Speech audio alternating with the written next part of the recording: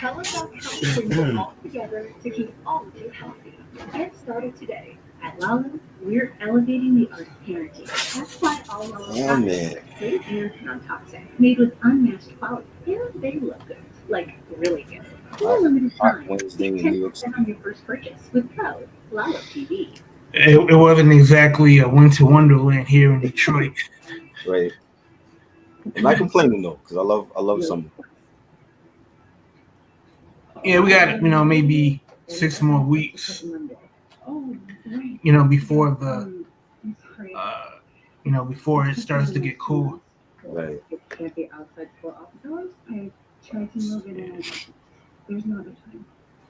Yeah, man. We are here.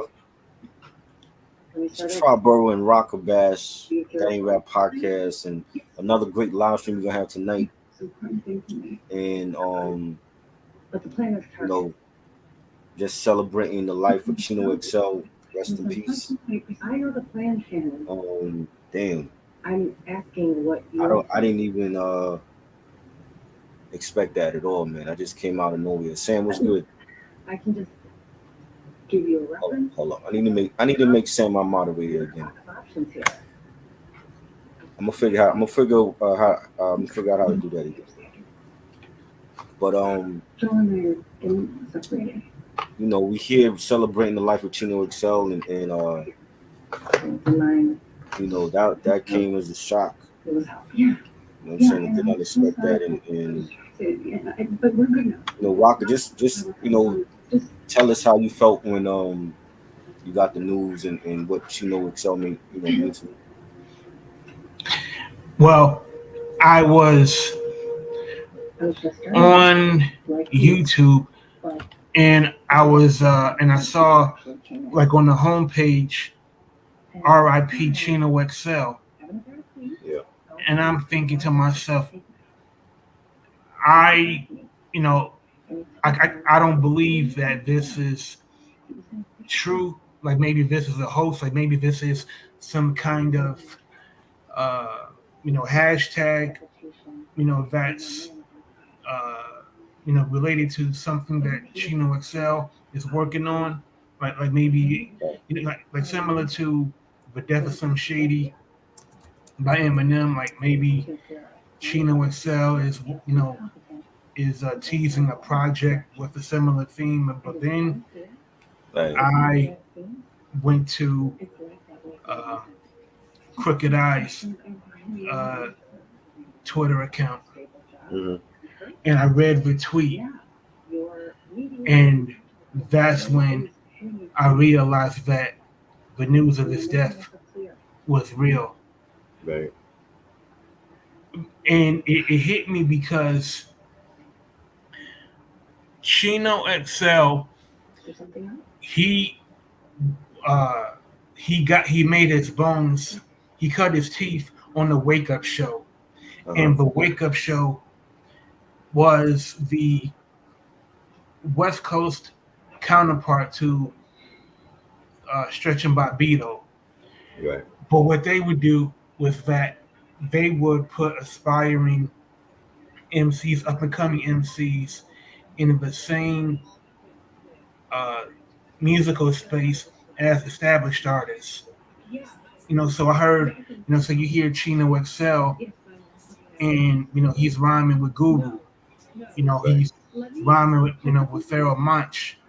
But when I saw Crooked Eyes tweet, I was very sad because Chino XL and Crooked Eye, they came up on the Wake Up Show together. They're actually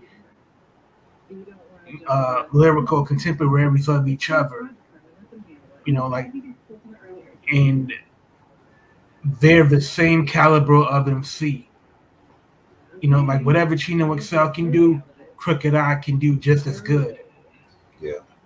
And I made a post on IG yesterday with me holding the cassette tape of Here to Save You All, his debut album in 1996.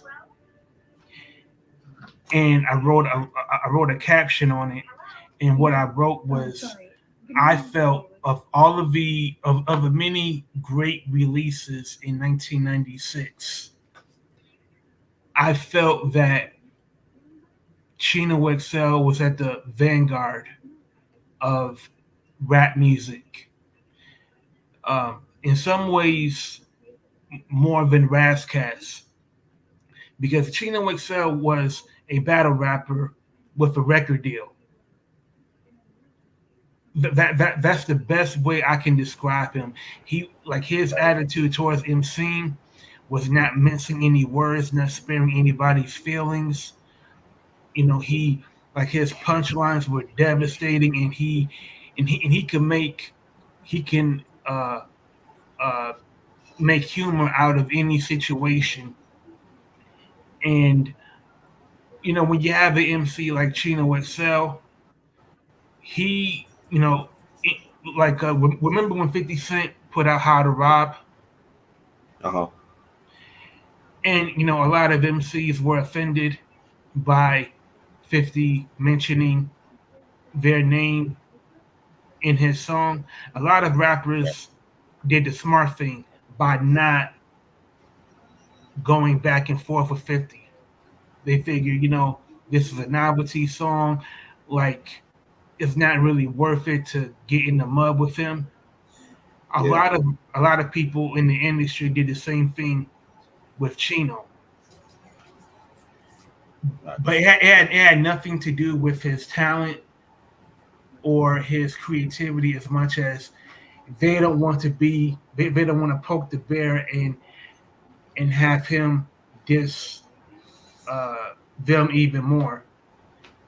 And when I brought Here to Save You All, as a matter of fact, I think Riot wasn't the first song that I heard. It was actually No Complex. Riot started to gain buzz because it had Razcast on it, and it had a lyric that was very unflattering to a certain musical icon. Mm-hmm. And when this MC, towards the end of one of the most infamous diss songs ever, told Chino XL in no uncertain terms what he truly thought of him, Chino XL went on. He printed out white labels and he went on college radio and made one of the most scathing disses ever to this MC. And the MC that I'm talking about is Tupac Shakur. Facts. So he was signed to Rick Rubin's label, American Recordings, and the album did okay, but I thought it was very lyrically progressive. I'll say between Here to Save You All and Solo Nights by Razcast, I felt like Chino was really pushing the envelope of what can be said and how it can be said. Because Okay. a lot of MCs, from Redman to Ghostface to Keith Murray, they would rhyme about their lyrical opponents, but they didn't name any names. It was always uh, meant to be indirect. Chino was anything but indirect. So when I heard of his passing, I felt that he was shorted of more glory. And I'll end it. And I know I've been talking for a long time, No, that's so over.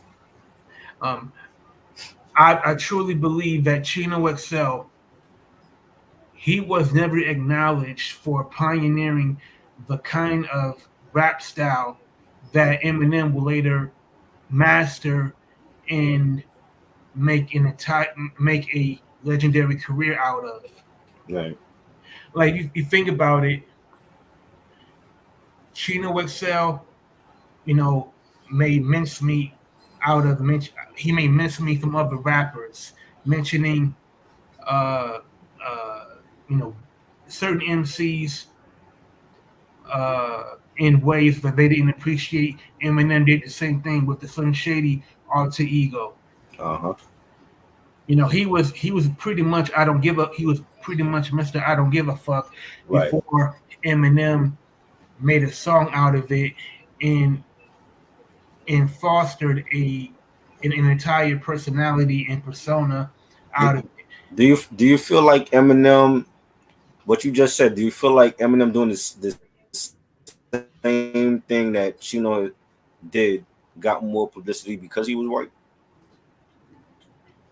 You kind of broke up. I didn't hear what you said.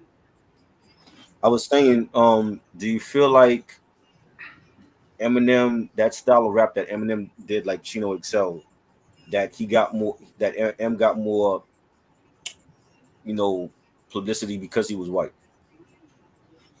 Yes, absolutely, because it was it blew so many people's minds that there was a white rapper that can rhyme with so much technical proficiency. He was humorous, he was provocative, and he talked about things that was not specific to the black experience, like living in a trailer park, like using drugs that is most associated with white people, so and he had what Eminem had that Chino did not have was that he had a back channel at Interscope that knew how to funnel his uh, his music and make it marketable to a pop audience. You know, from My Name Is to The Real Slim Shady, it's catchy. So you can sing along to it and then get offended by it. Whereas with Chino, he was completely hardcore. No, uh, he wasn't cutting no corners. He wasn't trying to be palatable to any audience besides the hip hop audience. And I remember the second album came out, but I'll be honest, Uh-huh. it kind of flew below my radar because I felt like Chino kind of paid the price for being so cutting edge. Like he had to walk, for Eminem to run and then later fly. So um, in another person who I believe Chino XL influenced greatly, but you never hear it talked very much, is I think Chino XL in a way greatly influenced the battle rapper Disaster. As far as like being very gung ho and Right. being bloodthirsty and battle rap, like he like Disaster, the way that he uh, spits, especially with the multi syllabic rhyme schemes, Mm-hmm. and uh, the way that he's so aggressive and ultra competitive. Right. Like the only thing that separates Disaster from Chino is that Chino, he was spitting with the same aggression and rhyming in the same spirit from a vocal booth in the studio, where Disaster did it without any music at all in front of his opponent in a battle rap environment. And you don't like I would love to know what Eminem's thoughts are on Chino XL.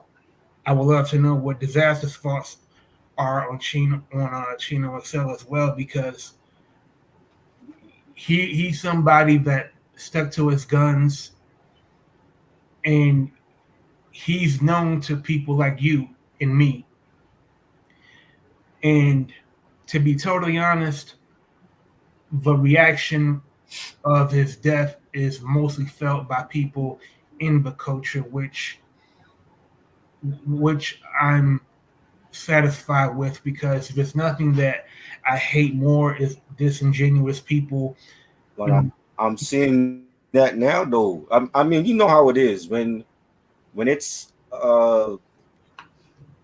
people jump on things and they get on the bandwagon for things that they normally wouldn't be a part of. I saw that happen Mhm. a lot with MF Doom. Um, and there's other artists. I'm seeing it with Chino XL. There's a lot of heads that I know that never mentioned Chino XL before. Well, they never had any of his music. All of a sudden, he passes away, and everybody is instantly a Chino XL fan. You know what I'm And saying? oh It's like yeah, what something, and it's crazy, but it's you know something that me and the homie Reggie always did was just give flowers to the artists way before they passed away, and it's happening too often now where we've done a review on a certain artist years ago, and then that artist passes away, unfortunately. And I remember we did the review for Here to Save You All back in 2021, and it seemed like just yesterday. I thought we did this a couple months ago. It was back in 2021 we did that review. You know what I'm saying? And we don't wait till the artist drop dead to discuss them. You know what I'm saying? That's something that I never wanted to do because I just felt like it was fake love. And if you're not rocking with that artist when he was alive, don't wait till he dropped dead to do that. absolutely. And Chino XL was, I can't believe I'm talking about him in the past tense, but Chino XL was very brolic. If you seen him, like he's very brolic, very muscular. Like I think like he looked like he was physically in shape, and he had like a boxer's physique. Like I felt Right. like there's certain MCs that are physically imposing. Chino Excel was one of them. Freddie Fox is one of them. So I did not expect to hear news that Chino had passed away. Like I thought that he was going to, you know, live to his 70s. Right. Like there's certain people, I won't name any names, where they look like they're knocking on death's door. Who That's who who you who you, I'm just curious to know the names. Like, who you talk about? well, I'll okay, a certain MC that was signed to Cold Chillin', Uh, that is uh uh he made uh uh I'm gonna just say his name, MC Shan. okay. Like man, like he looks rough. Right. He You do. know, He do. But I think he I heard somebody say that he didn't care. Like he had people were saying that, but he doesn't care. Like you can tell, like he's been through shit. yeah, And MC Shan is a legend. You know what I'm saying? But I want to see our people take better care of ourselves. Put down the fast food. Start exercising. Start eating healthier. Put down the drinks and the smoke. absolutely. You know. And like I think uh older MCs like MC Shan, like they should have uh outlets where their voices can be maximized. It can Right. be amplified. Like the only time you hear from MC Shan is when he's complaining or Uh huh. giving his grievances about his beefs with the industry. And Or that's what I don't like. You know what I'm saying? Because people forget before the '90s, there was a whole other decade before that they don't give flowers to when it comes to '80s rap. You know what I'm saying? yeah, And MC Shan is a part of that decade, and I don't want to hear about what he said on his live stream. I want to hear about what flowers are being given to him for his contribution to this culture. and I was thinking about this. I think the because uh, because of the internet, Yeah. music consumption is now through streaming, and the way music is bought and sold is through iTunes, is through YouTube, Spotify, Apple Music, Pandora. The ease of getting music is so easy, is at your fingertips, that Right. that people really do not appreciate the stages of an artist, writing a song, then recording a song, having that producer coach the best performance out of that artist, then the album is mixed, then it's sent to mastering for it to be pressed, and then sent to wholesale, then to retail. Like, there were so many stages of getting a record out that when you bought the finished product, you you knew that it went through great quality control, and this is the artist's best. In the 80s, you knew that once an album was stamped by the record label imprint and it was sent to retail, they're standing behind that product. Right. And that's with MC Shan, that's with KRS-One, Kane, so many others from the 80s that are hip hop greats. It's easy to lose sight of that when you can just buy music from you know with the touch of a phone. And that's why you can see you know people making dumb comments about music from the 80s and 90s.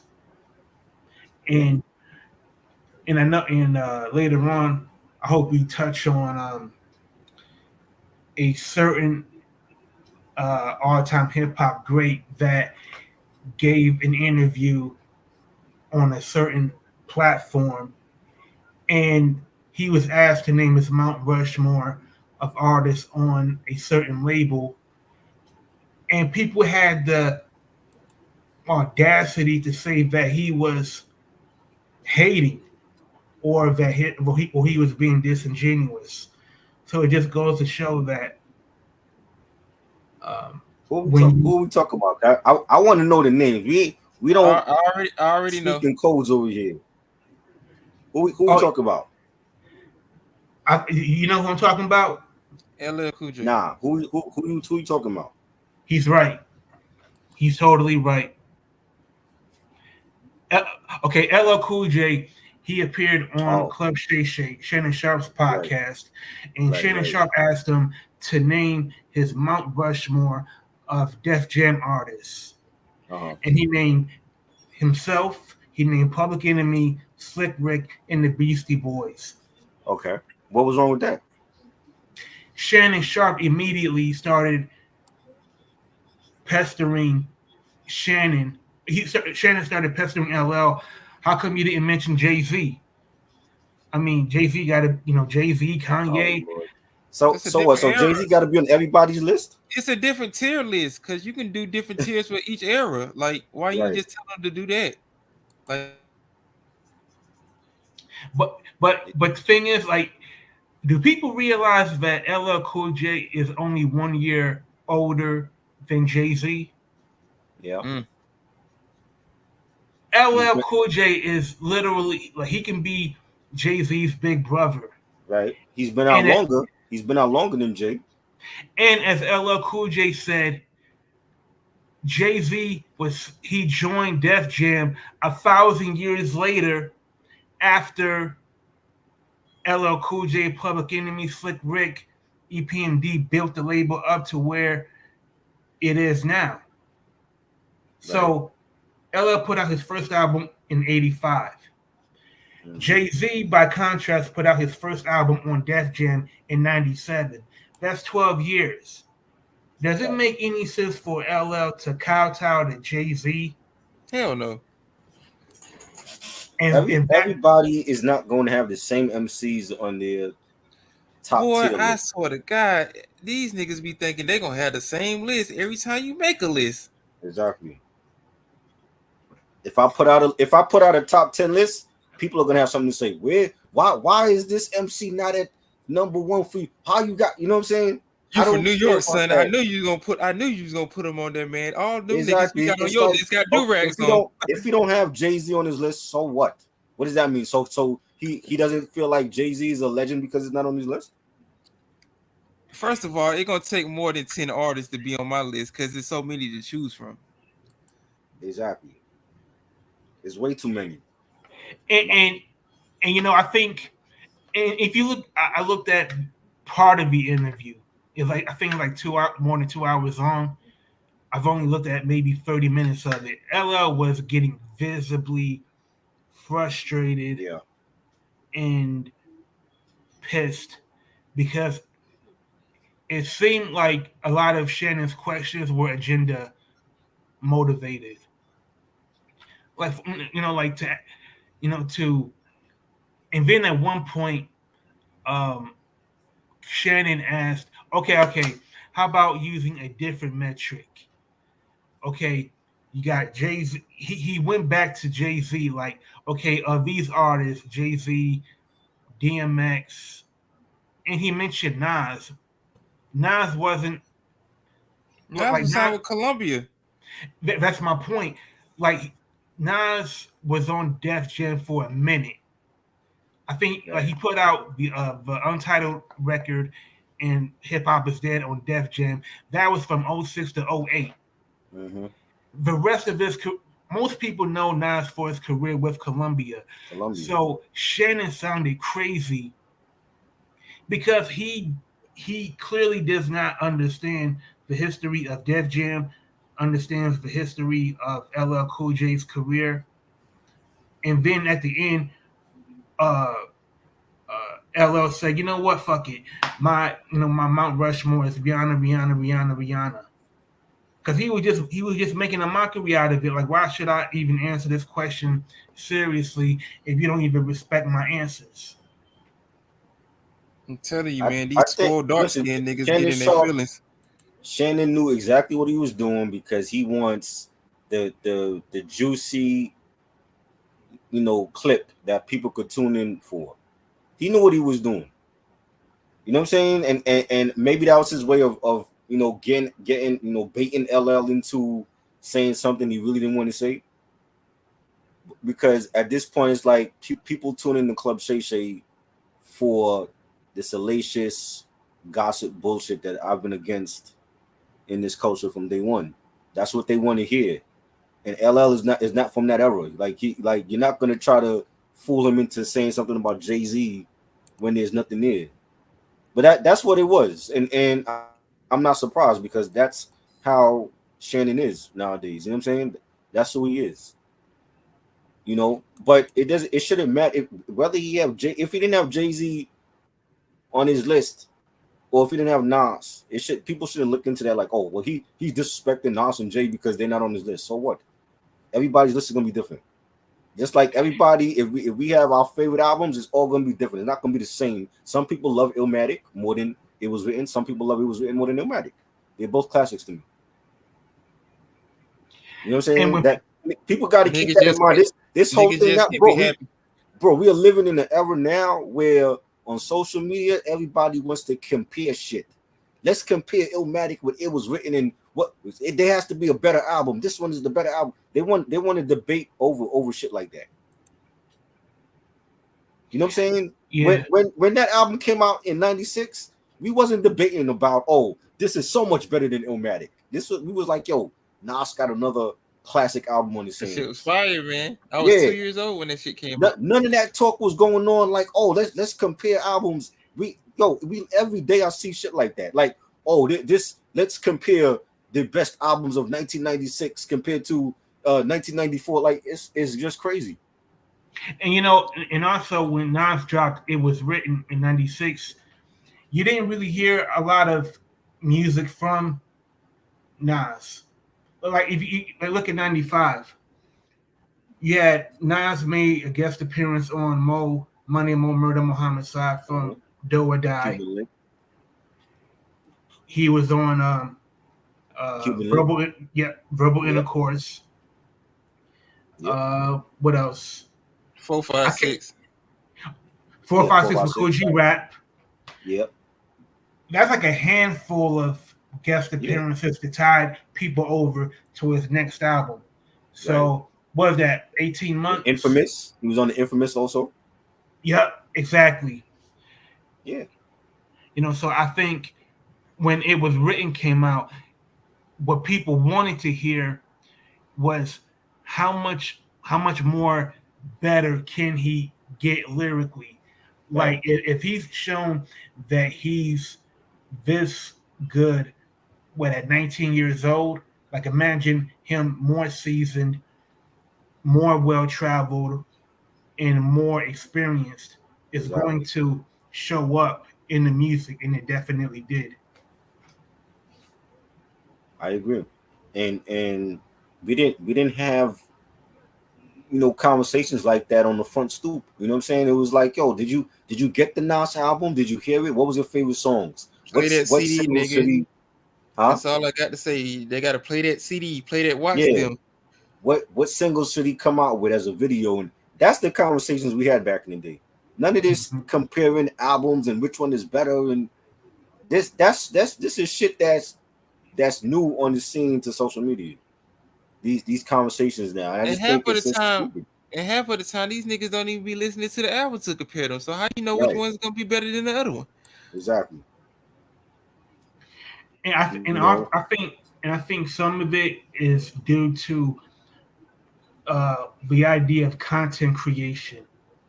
Like when I heard the term content creation or content creators, what it really is people that are not involved in hip hop culture. They're not involved in the creation of rap music. They're not involved in the chronicling of its history. They're not part of the discourse around hip hop culture, but they want to have a voice. So they create content for social media engagement. Like they'll pit artists between each other and then debate over things that aren't really important. Exactly. And there's several culprits. And I know you said like we won't sugarcoat anything. Well, I'll say a few names that are guilty of the acceleration of the kind of stuff that we're seeing more and more. Whack 100. I have no idea what this dude does, but he seems to have an opinion on everything that happens. I mean, like I hear his name, but you don't know what he does. You don't know what his importance is. What does he do? Exactly. I know he does. Like the only thing I know of him is that he's associated with Game. Yeah, Game just disappointed me. Now this nigga doing videos of him smacking pedophiles in bathrooms. So oh Lord, it's real hard for this dude to actually get something. he that nigga ain't been the same ever since he got associated with that dude. So yeah, I think one of the worst things.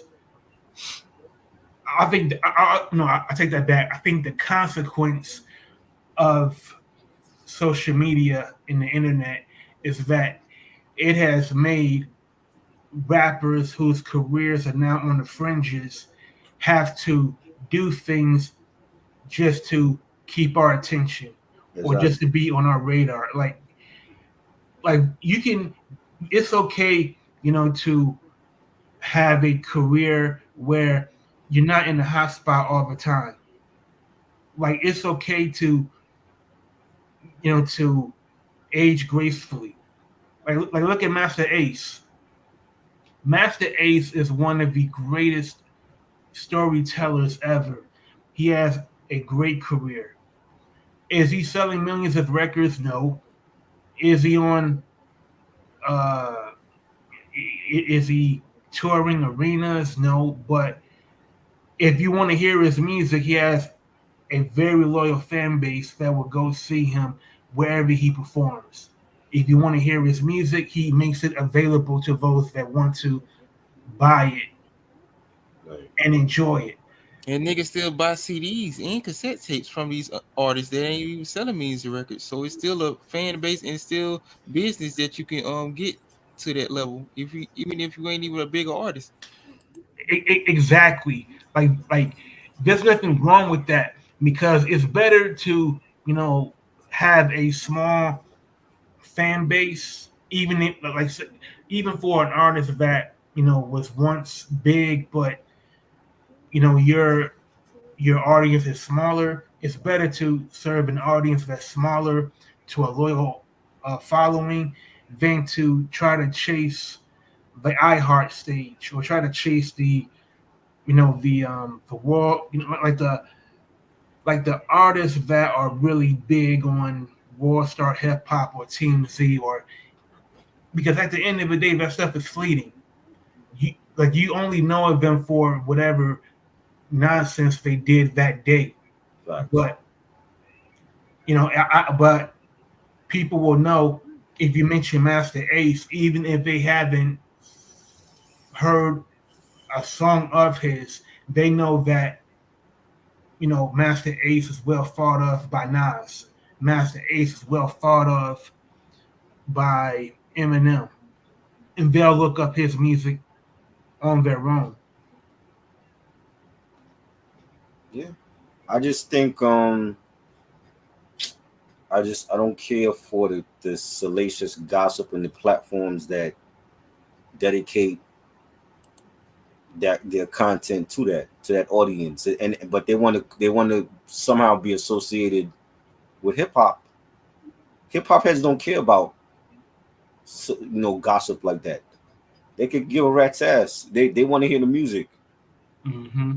They I want to want, they want to see their I want, favorite artist go on tour. They don't care about Sexy Red and what she's done and what Soldier Boy had to say on their live stream. They don't care about that. I'm glad you said something about that dried up prune face heifer. Her concert got her concert got canceled too. She wasn't selling no Good. tickets. Yeah, But because she's not that's selling what's no up, man. tickets. Who wants to see? Who's paying money? They're hard on money to go see Sexy Red. I mean, Dr. Umar Johnson, he's out here hugged up with bitches like that. They be putting paper bags over their face. So, I mean, fake Pan African ass niggas like that, It's they'll pay to go see that. we don't care about that. Back in the day, it was like if we saw Jay-Z dating Rosario Dawson, we did not care about that. We wasn't gossiping like, oh my God, Rosario Dawson and Jay-Z. Like, we didn't give a fuck. Man, fuck that bitch. Where the music at, Jigga, man? You know what I'm We don't care saying? about That all that, that's nigga. that's the thing now that is taking over hip hop, unfortunately, with these artists and how many followers they have and who they're sleeping with, what they say, what shade they were throwing at people more than their music. Can anybody name a Sexy Red record? You know what I'm saying? Nah. Like, does she have an album? You know what I mean? Like, they care more about her personal life than the actual music, and that's She the got a problem sex with tape out there, but I don't that's suggest the you look problem at it. with the culture now. You know what I'm saying? Anybody remember the last time Soulja Boy dropped a hit record? But everybody's enthralled with what he had to say on his live stream. I could give a rat's ass about these people. Yeah, I I don't fuck follow with him them. though, but I just don't like him doing that crazy shit. I You know what I'm mean, yeah. saying? And it's I'm seeing too much of that. I can't, bro. I left the podcast. I left the platform because of that, because they want to do that shit. They want to go in another direction and do that bullshit. And I'm like, I don't want no part of that. I'm Travel good. like fuck that shit. I'm too old for Yeah, this shit. I'm Danny I'm taking Glover my to you young talents elsewhere, like niggas. LeBron. I had to take my talents elsewhere. I'm like, yo, I am not about to be sitting up here for an hour talking about bullshit that has no purpose in this culture. You know what I'm saying? So they big mad at me, and I don't give a fuck. I But know, nigga, you did it. You yeah, talked about it last time. You yeah, gotta. I did. But it's like they big mad because they've been doing it for 7 months. That's how mad they are. And I don't care. Damn, I gotta be true to myself. ain't that special for a nigga to talk about me for 7 months? Shit, I ain't shit. Reg, what's good, bro? Yeah, it's just crazy. You know what I'm saying? What's up, But Reg? there's an audience for that. There's an audience that like that salaciousness. They want to hear about who's going to be on the next season of Love and Hip Hop, and I Boy, don't give a fuck. that's Twitter Spaces all day. You ain't saying nothing wrong. You know what I'm saying? I don't follow these artists. I don't want to do no interviews with them and shit. I could give a rat's ass about them. You know what I'm saying? If Sexy Red dropped it now, I'm not gonna shed a tear. Trust me. And I to know me, that may sound mean, but that's just the reality of the I situation. done You heard know who worse. you know who I cried for when the minute that Pac died. But it was a September 13th, 1996, and it was a Friday night. I remember it vividly. That's who I cried for Tupac. You know, for Biggie. Yeah. I don't give a rat's ass if Sexy Red dropped it down. That's just me.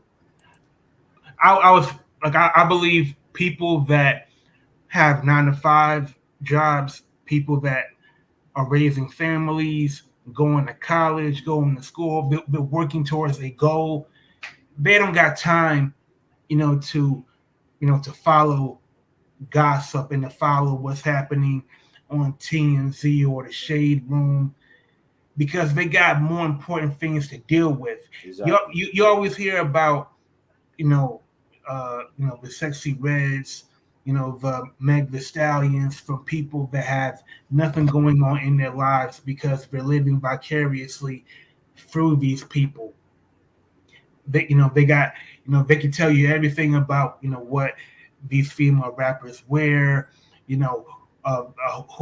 which female rapper, says something slick about another female rapper, you know, who got jumped at fashion show. Like, man, like that's something that people that don't have anything going for themselves are fascinated by. Right.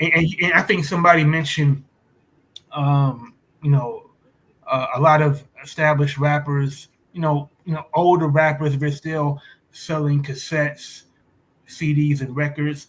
Yo, I wanted to buy the cassette of Rakim's new album, Uh-huh. but the shipping cost was damn near more than the cost of the tape itself. That Japanese shipping. I already understand. Yeah, man, That I shit be couldn't do it.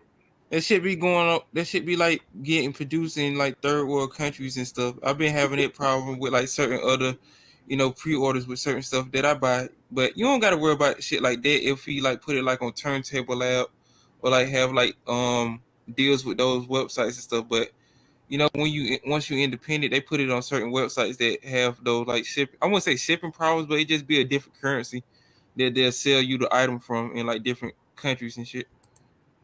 Yeah, there's like a cargo fee, and I understand, but like when I saw like the shipping fee was like $30, and the cassette itself is I like put this twenty shit on five level. bucks. That's how Yeah, I get my shit. That pay for four, nigga. Pay for four. but we're pay in installments. Yeah, that's what I be doing. Man, I ain't put anything in layaway since old winter coat back when I was like 16, 17 years old. Everybody hate Chris. I understand. Yeah. Mhm. And we were talking about Chino XL earlier. It's heartbreaking because Chino XL, his he had a great verse on Rakim's new album, and the album is like what, it's less than a week old, and Rakim, like, he's gaining a lot of critical acclaim for it, but it's like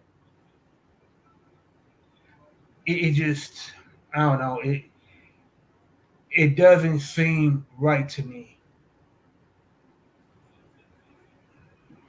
Yeah. Like not to be morbid or anything, but man, like there's so many bad people in this world. Like, Mhm. why Chino, man? Why It's DJ always the Polo? good. It's Yeah, always the It's good, always the yo. good guys, man. And I ain't know that much about Chino's XL, but when I heard the news, I was like, damn. Cause I remember him from the I forgot that it was a freestyle, and they were using RZA's Airwaves instrumental. I always remember him from that freestyle because you had a lot of artists doing it. I think it was called the Anthem because I know Yeah, that. that was from the Yeah, Swing Tex album, This yeah, and That. Swing Tech. I just ordered it too. Oh yeah, that was the first. Yo, that's a posse cut that I totally forgot how dope it was, man. Yeah, Like that was the song that you're talking about is called the Anthem from Swing Tex, This and That album, yeah. released in '99. And like I don't think you won't ever see. No, I won't say ever, but man, like when is the last time you heard a posse cut when you got Pharoah Monch, Tech Nine, Cool G Rap, RZA, Woo. Eminem, KRS-One Crazy. at their peak? Yo, he was in the ice and shit. Then he burst out. I was like, "Oh shit, who is this big ass swole nigga?" Then I said, "Okay, I'm fucking with him." Yo, he was a swole dude, man. Yeah. To me, people like Chino, Freddie Fox, LL, you don't want no problems with. Right. Yeah, I ain't fucking with LL Cool J. Every time I see that nigga, I be like, "Yeah, that's God from In Too Deep." I ain't fucking with him. God. Yeah.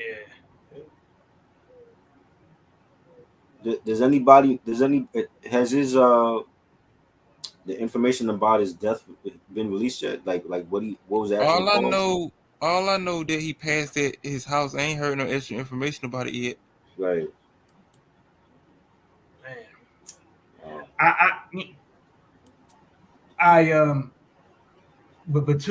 there was a lot of people that I thought of, and I heard Sway's tribute to Chino XL, and it was great, and it was great because it was done by somebody that helped Chino XL get to the next level. Like the Wake Up Show, Sway, King Tech, DJ Revolution. Like the Wake Up Show was like an MC university because you got to hear MCs freestyle with each other, and a lot of them would rise to the occasion. And it was like sharp. It was like steel, sharp and steel. And Chino was just so nice. Like he really did not. He didn't care who he offended. He didn't care who's uh, uh, he was totally unadulterated, and he didn't censor himself. He wasn't safe. That's what made him so interesting. Right. And the only MC that I could think of that rhymes with his kind of enthusiasm that's new, that's relatively new, is RJ Payne. Mm. So you feel like RJ Payne is on his level lyrically?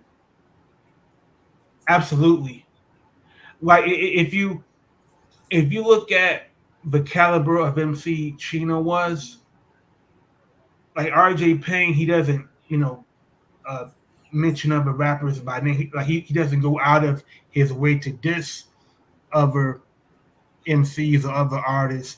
But as far as like being an MC that is totally aggressive, has mic presence, and rhymes like a battle rapper that gives you goosebumps when you hear him, absolutely. RJ Payne is very much in the same vein as Chino. He had. I think Mm. if if RJ Payne would have came out like in the '90s, Yeah. he would be way bigger. But it's hard cutting through the noise when you got a lot of male rappers that look no different than female rappers on the scene. he already got like 2 projects that impressed me. The that mixtape album he did with Ice-T hosting it about New Oh Jack yeah, City. Nino's Revenge. Yes, and he's like it's like a sequel to New Jack City, like his own sequel. Yeah, he's rhyming from the oh yeah, 'cause Ice-T narrates and Yeah, he's and RJ Payne is rhyming from the perspective that Nino came back right. and is And seeking vengeance because in New Jack City, Nino he fell that to his that death. that mixtape should have actually been released like retail because I seen Ice-T on I think it was All Hip Hop and he did Yeah, an he was interview and he interviewed was by talking Chuck about Creamer. how RJ asked him to be on it and like that was cinematically that was a great project. And then he had like My Life is a Movie, that series, Mhm. you know. Yeah, yeah, he was interviewed by Chuck Creamer. Yeah. And RJ Penn is dope, man. Like he's not getting. I mean, like you said, like it's hard to cut through the noise nowadays because there's just so many artists out there. But he's definitely like lyrically, he got it. Yeah, and and uh, and I think Ice-T is a great mentor for Yeah, RJ Payne yeah, because like RJ Payne, like I saw a couple of IG posts where he was asking, should I sign to a major label? And I nah, thought it was, I thought it Hell was, no. I thought I thought it was a curious question to ask right, because Keep doing your thing. all a major label will do is just ask you to tone down what makes you who you are. exactly, Because We like who you are, but we got this lipstick over here, and we got this right, 360 deal. But exactly, mm-hmm, because when you're on the major label, you gotta pretend to play nice with a bunch of dudes that are way beneath you. right, Like you have to, go along to get along. And RJ Payne, he's at a great spot because there's nothing that a major label can do for him that he can't do for himself. exactly. Like he got like Ice T is mentoring him. You don't think Ice T can help RJ Payne get opportunities in Hollywood? I agree. I mean, do you really want to hear RJ Payne do a song with SZA? I don't. hell no. You know And what I I'm love saying? Scissor. That And I that love that's Scissor that too. There's that's what way would better. happen if he signed with a major. Don't do it. There's them 2 different realms. It wouldn't work. oh my, oh my God! And just imagine, This nigga in Scissor, man. What's wrong with you, Trash? Damn, nigga. I could not imagine an RJ Payne like taking the growl out of his voice and Yeah. trying to sound melodic, with a scissor. Oh God. Nah, don't do that. Boy, because he would stick out worse. Like remember when Benny the Butcher uh came out with Tenor Talk 3 Yeah. and he had signed to Rock Nation Mm-hmm. and he was thinking of the plan was for Benny the Butcher to be on the freshman cover of Double XL, and then Hove called Benny the Butcher. No. You do Right. not want to That shit be in the cursed, same nigga. room He of been the those same. weirdos. He's been Exactly. the same since the 2010s, nigga. That shit been over with. Yeah, Facts. you do not want to be in the same. You don't want to be associated with those weirdos Facts. because you're head and shoulders above them. Above them. It would Head, be a shoulders, total step knees and down. toes, elbows, kneecaps, hairlines. Man. He right. You know. I mean that's what would happen. They would have him collaborate with the hottest artists in pop or R&B and let's get Metro Boomin and do a track with him. You know, Nah, I like Metro Boomin, but that's out of his realm. I don't think Benny will do good with it. I'm telling you, hey, there was a time when I didn't think I could see Hit Boy do a whole album with Benny, and it came out fire. You know what I'm saying? Because we, Yeah. we saw Custom to hearing Benny with Davinger and with Alchemist. You know, but I wouldn't do it. I think if RJ Penny just stay Stay independent. Don't sign with a major. Fuck says I wouldn't want to do no music like that if I were that type of artist. You know, Don't sign with a, yeah. If he was that it, type of it, artist, it'd be one thing, but it he's depends. not. Like it got to be the right thing. Like I could see if he was doing like something like narrating something for like different people on like different songs, but like doing a song with her, Yeah, if it don't connect right, you shouldn't do it. right. And I was thinking about this, but I don't know if I'm off base, but the the last street MC that signed to a major where it truly benefited them was DMX. Hmm. Because What label is he? Is he still on Def Jam? no. I was saying like RJ Payne, like he was asking the question like, should I sign to a Right. major label? But I think where he's at right now, he should stay independent. I was saying I don't think any street rapper. I don't think it's beneficial for any street rapper to sign to a major. The last street rapper that I believe benefited from a major label was DMX. Well, I mean, you got Benny on Def Jam, but I'm gonna tell you, like the Benny album that came out in January, I heard it once. That was it. I don't think it was great. I think it's like for all the shit that they gave him, like he was signed there for a minute, and I think it was by Snoop. Snoop had actually signed him to Def Jam or whatever when he was there What? before he left to do the Death Row thing, and he had all this backing by Snoop, and they were making it sound like it's gonna be such a grand album. They were talking like it's gonna be the best since DMX first album I was hearing. I'm like, no. Those are unrealistic expectations. What? Who Yeah. said that? Yeah, when that album came out, they were putting it on that level of DMX first album. I'm like, no, These niggas smoking crack from the it's 90s. nowhere near that. It's not even Benny's best album, Exactly. And I heard it once, and that was it. I wasn't impressed. I was not I ain't impressed never with heard none of it, the so I songs on can't it. judge it. So yeah, y'all know more than Even that. the singles he was picking out, I'm like, this ain't Tanner Talk 3. This ain't Burden and Proof. You know what I'm saying? I'm like, nah. It was overhyped, and it didn't live up to the hype.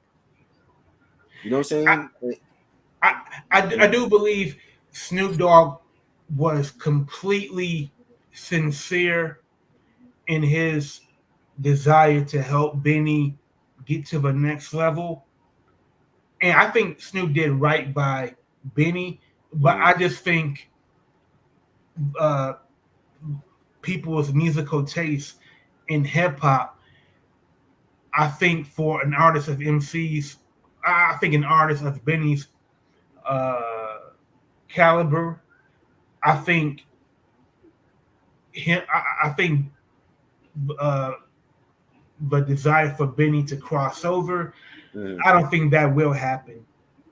Nor do I think it should happen because we've seen a lot of street rappers that try to cross over and they fell on their face and they could never come back. Yep. Like crossing over. Snoop don't know no better. is That nigga everything. was smoking. He was just at the Olympics. He high. He don't know no better. For example, I think Snoop is an okay executive. Like from what I've seen, I think he knows what is moving in the streets. But Snoop is what 50? He's over 50 years old. Like there's only so much that he would know that. I hate to say this, but Snoop had good intentions, but I think Benny could have benefited from younger ears, maybe younger people around him. Because a younger person is going to see the world much different from a 50-year-old. Now, I'm gonna tell you though, I think Snoop was more invested in the Dog Pound, bringing them back, than he was with Benny. Because when you hear that Dog Pound album, That's one of Yeah. my favorite albums of the year so far. And you know, I think you're absolutely right. And you know, Snoopy's part of DPG. Like he has more of a 30-year connection to the Dog Pound. Right. And Daz is his cousin, and you know him and Corrupt, they've had falling outs and they've reconciled. But that We All We Got album Yeah, is very mature.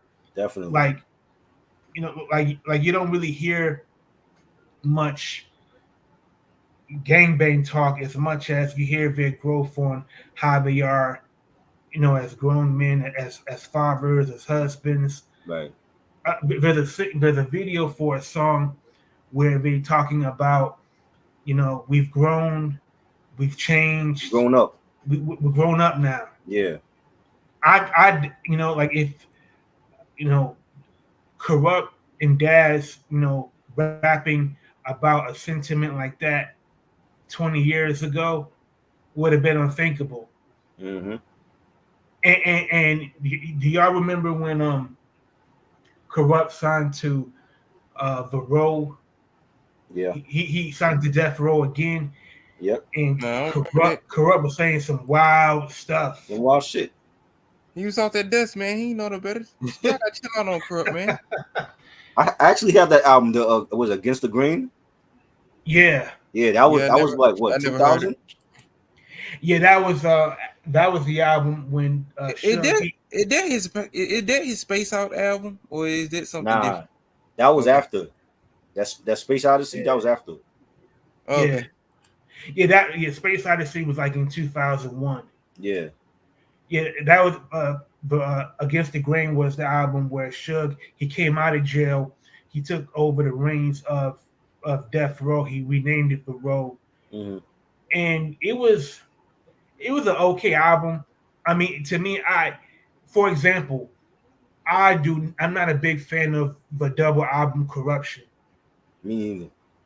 I I never heard. felt To me, Corruption, the problem with Corruption, it was too bloated. It's Yeah. like, dude, like there's no need for you to have a West Side disc and an East Side disc. Right. Like, dude, you from Philly, and then you was raised in South Central. I think The Streets is a Mother album is much tighter. It's more concise. There's more bang for your buck. I felt like Against the Grain, it was like the middle ground. It wasn't great, but it wasn't bad. It was in the middle. Exactly, and you know, Crooked Eye, man,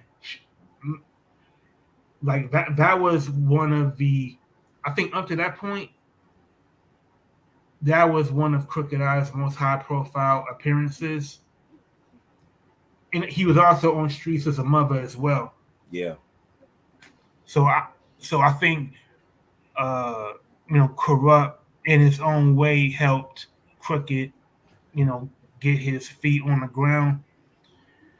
Because like imagine if, you know, Crooked Eye didn't have, you know, Corrupt or the Wake Up Show to fall back on. He would be a dope MC that was unknown. And then when you was talking about double disc hip hop albums, that'll be the last album that I think of, the Corruption album, because I ain't trying to be funny though. I just ain't never listened to it. So only song Yeah, I it know of wasn't. there is only song I know of there is "We Can Freak It." That's the only song I know. Yeah. Yeah. And they promoted that. They promoted that the shit out of that album. It just wasn't great. Yo, this is how I remember when Corruption came out, and I hate to say this, but man, I felt like it was a musically and lyrically, it was a step backwards because Dash in that same year in '98 he put out Retaliation, Revenge, and Get Back, Right. and to me that album is a personal classic to me Definitely. because it had all of the benchmarks of everything that made the Death Row release so classic. Like Daz's production was at its best. He was incorporating live instrumentation. The music was still innovative and progressive. And to me, if I believe if Death Row still had Interscope's backing, I think it could have gone platinum. But in '98, man, like Death Row was on its way down. It was ship. It was a ship sinking. You know, but man, Daz in '98, Daz had the better album, Right. and Corrupt knew it. That's why he got Daz and Dr. Dre to produce on Streets as a Mother. Definitely.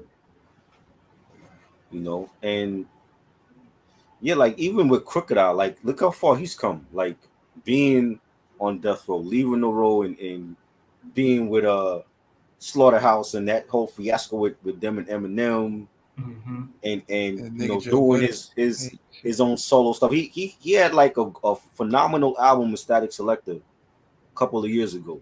Absolutely. He did an EP with Joel Ortiz called what was it, like LAX to NYC or something like that. Yeah, he has one of them is called Harbor City. Yeah, Then another one is called Hard. that was a good one too. I heard that one. Housing Authority, Real Dope, or something Yeah, like that. And then like the Rise and he's Fall of dope, man. Slaughterhouse. He's dope. He's another MC that doesn't get his flowers. Yo, and like if you look at Crooked Eye, he has done a great job at fostering community with his own fans. Like COB, like Circle of Bosses, like he sells merchandise at a great rate, man. He knows how to involve fans and communicate with fans. Like when you like COB uh is what Tech Nine does with Strange Music. Right. Like he has the compound Yep. warehouse with all of Got the all that shit up there. merchandise. As a matter of fact, like I got a friend of mine, like she's a hardcore Crooked Eye COB fan. She got damn near everything Crooked Eye has ever released. Wow. But it just goes to show you that you don't have to be a big superstar to have a successful career. Right. Like as long as you have a small following that's diehard, that is fanatical, that's better than having a uh, than reaching for an audience that's in the mainstream, but you may get a couple of large pieces, but it's going to be fleeting. Yeah. Like after spent that money from trying to cross over, the people from the crossover audience, they got tired of you. Like Right. they done moved on. So Crooked Eye is an amazing MC, and like his reputation is that he's always solid. And if you have that, that can carry you for a career. Do you have any favorite Chino XL songs or verses he's done? Oh my, yo, I'm glad you said that. There's a freestyle that he did with Chino. There's a freestyle that Chino XL did with Crooked Eye on the Oh, Wake Up Show back in '98. Yeah, that's the first one I ever seen of him. I know what you're yeah. talking about. And Crooked Eye, laid waste to the beat. But when Chino XL got on the mic, he was so animated, and you had Big Les, um, Rap uh, City. yeah, Oh, of Rap City. You had Big Les. You had a bunch of people that was hyping Chino, and the more he started rhyming, the more he was feeding off of the energy. mm, and I just absolutely whenever I think of Chino, I think of him in that element. Another song, um, another song of Chino that I love to death is "A Thousand Ways" from "Here to Save You All." Mm, And it has like a West Coast feel to it, right. but what Chino was talking about is totally relatable, and the way he could turn a a phrase into something that's truthful and funny at the same time, but do it with a sarcastic bite. That's his style through and through. And uh, if you listen to that song, play it at full volume, man. Like that. To me, I think if I could have, man, like if I was the A&R for that project, I would have made A Thousand Ways the single because it could have went to radio. It had a chance at getting some airplay, but man, like play that song and tell me that you don't start bobbing your head and just start you know uh, shaking your head at certain lines that he says because it's so real. What was the song that he did on? I forgot the name of the song that he had on there where he talked about growing up and the kids made fun of him in school because he was biracial. Oh, I know what you're talking about. I forgot the name of that song, but that was one of my favorites on Here to Save You All. Ghetto Vampire. I love that song. Yeah, That song was ill. Like his storytelling on that and the wordplay was just crazy. Of course, Creep. That was like the big single from that album. I do like the video mix for that, which wasn't on the album. yeah, And I remember seeing that video every day on Rhapsody when that came out. yeah. I think the album version, the tempo is a little, but like the vibe of the music is much darker and Yeah, sinister. yeah, Whereas I believe Rick Rubin felt if by remixing Creep that it could kind of smooth it out yeah. and it could uh, attract listeners, particularly female listeners. Right. Because the story is about Chino XL being very possessive of his Yeah. girlfriend, and then at the very end, he's at the diner and he sees his girl cheating, Mm-hmm. and then he's talking about wanting to kill all womankind, because he's been so heartbroken before about women. Like Right. it's a it's a very thought provoking song, and it's a very uh it's a song that's not for the faint at heart. Oh yeah. Like with anything Chino does, but it's a very layered song that's um, that deserves more credit than it gets. I agree. Since y'all talking about that, I'm about to order his album now. Since niggas be price gouging and shit when motherfuckers Yeah, die. that So shit is super out Oh, of print, man. no, yo, I man, got, no. I'm looking at the CD right now on Really? Discog. Yeah, man, I bought this on cassette back when it I came know out. you got it. I already know you got it. Yeah, they got this shit online without the fucking cover That's, on it. That's why I'm like, I'm gonna just get the CD. We know I, you I, got it, Mr. Cassette Man. You beating me yeah, with this. he got it. Reconstruction. I never heard that album. yeah. Was it? Have you heard it? Was it good? I just ordered it. It's a double disc. Reconstruction. Yeah, I Oh think wow. it came out in 2012. Yeah. Yeah, I never heard that one. I heard I want to say his last project with Stu Bangers. Was it God's Carpenter? That was a good album. A lot of people slept on that one, but yeah, I gotta hit the Reconstruction album. But I mean, this man, like, he has a lot of quotables. I'm looking at like all his quotes, and Jesus, he had like punchlines galore. It's one verse he said, no matter how hard it gets, I'd rather be a soldier drowning in my own blood than a coward in my own piss. Yo. I hate the police so much I probably assassinate Sting. My system of a down rages against the machine. Tie you up in a slip knot and hold Alice in chains inside her dreams. Like he just This nigga referenced sounded like Esham and shit. Okay, nigga, I different got rock bands in that whole shit. Yo, because first of all, you would have to know who Sting Right. is to even get that punchline. Yeah, Exactly. and Slipknot. Right. And Yeah. System of a Down, Rage Against the Machine, Alice in Chains. Mm-hmm. Wow.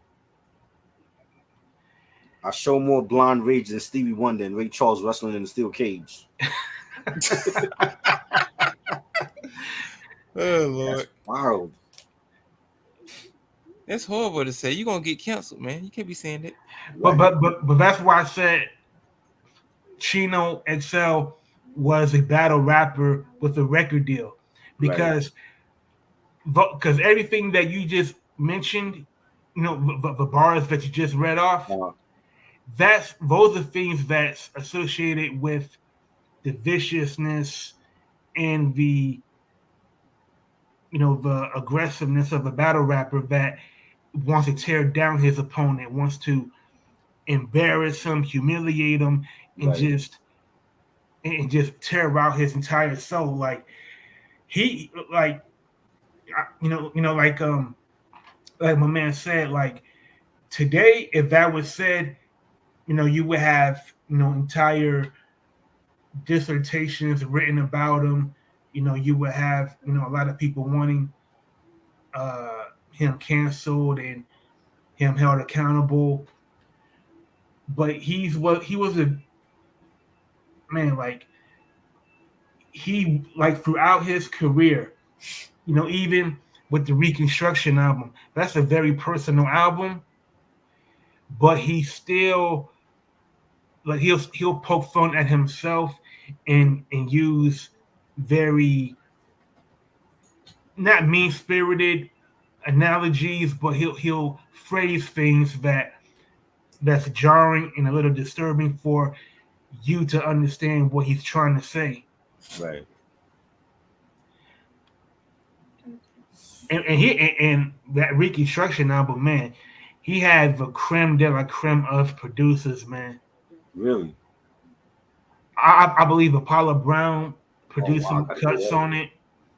I'm gonna DJ check it out now. Khalil, Let me look it up. Apollo Brown. Focus, Nick Wiz, Damn. like, and you know, it's and you know, like, I really do hope that the people that have not heard Chino XL, that to really do a deep dive into his music and his catalog, because it would be a damn shame if he was remembered by most people for the line and hit him up. Yeah, a lot of niggas been seeing that shit on Twitter and shit. Yeah, I mean I mean, when, to me, it's like for me it's like a what do you call it? Like a footnote. Mm-hmm. Like it's not, you know, it's not what I'm going to think of him first. Right. Like that's a Jeopardy question.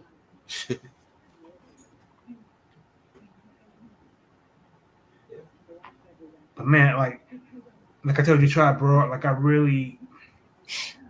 would love to hear what Eminem thought of Chino, what Disaster think of Chino, because he truly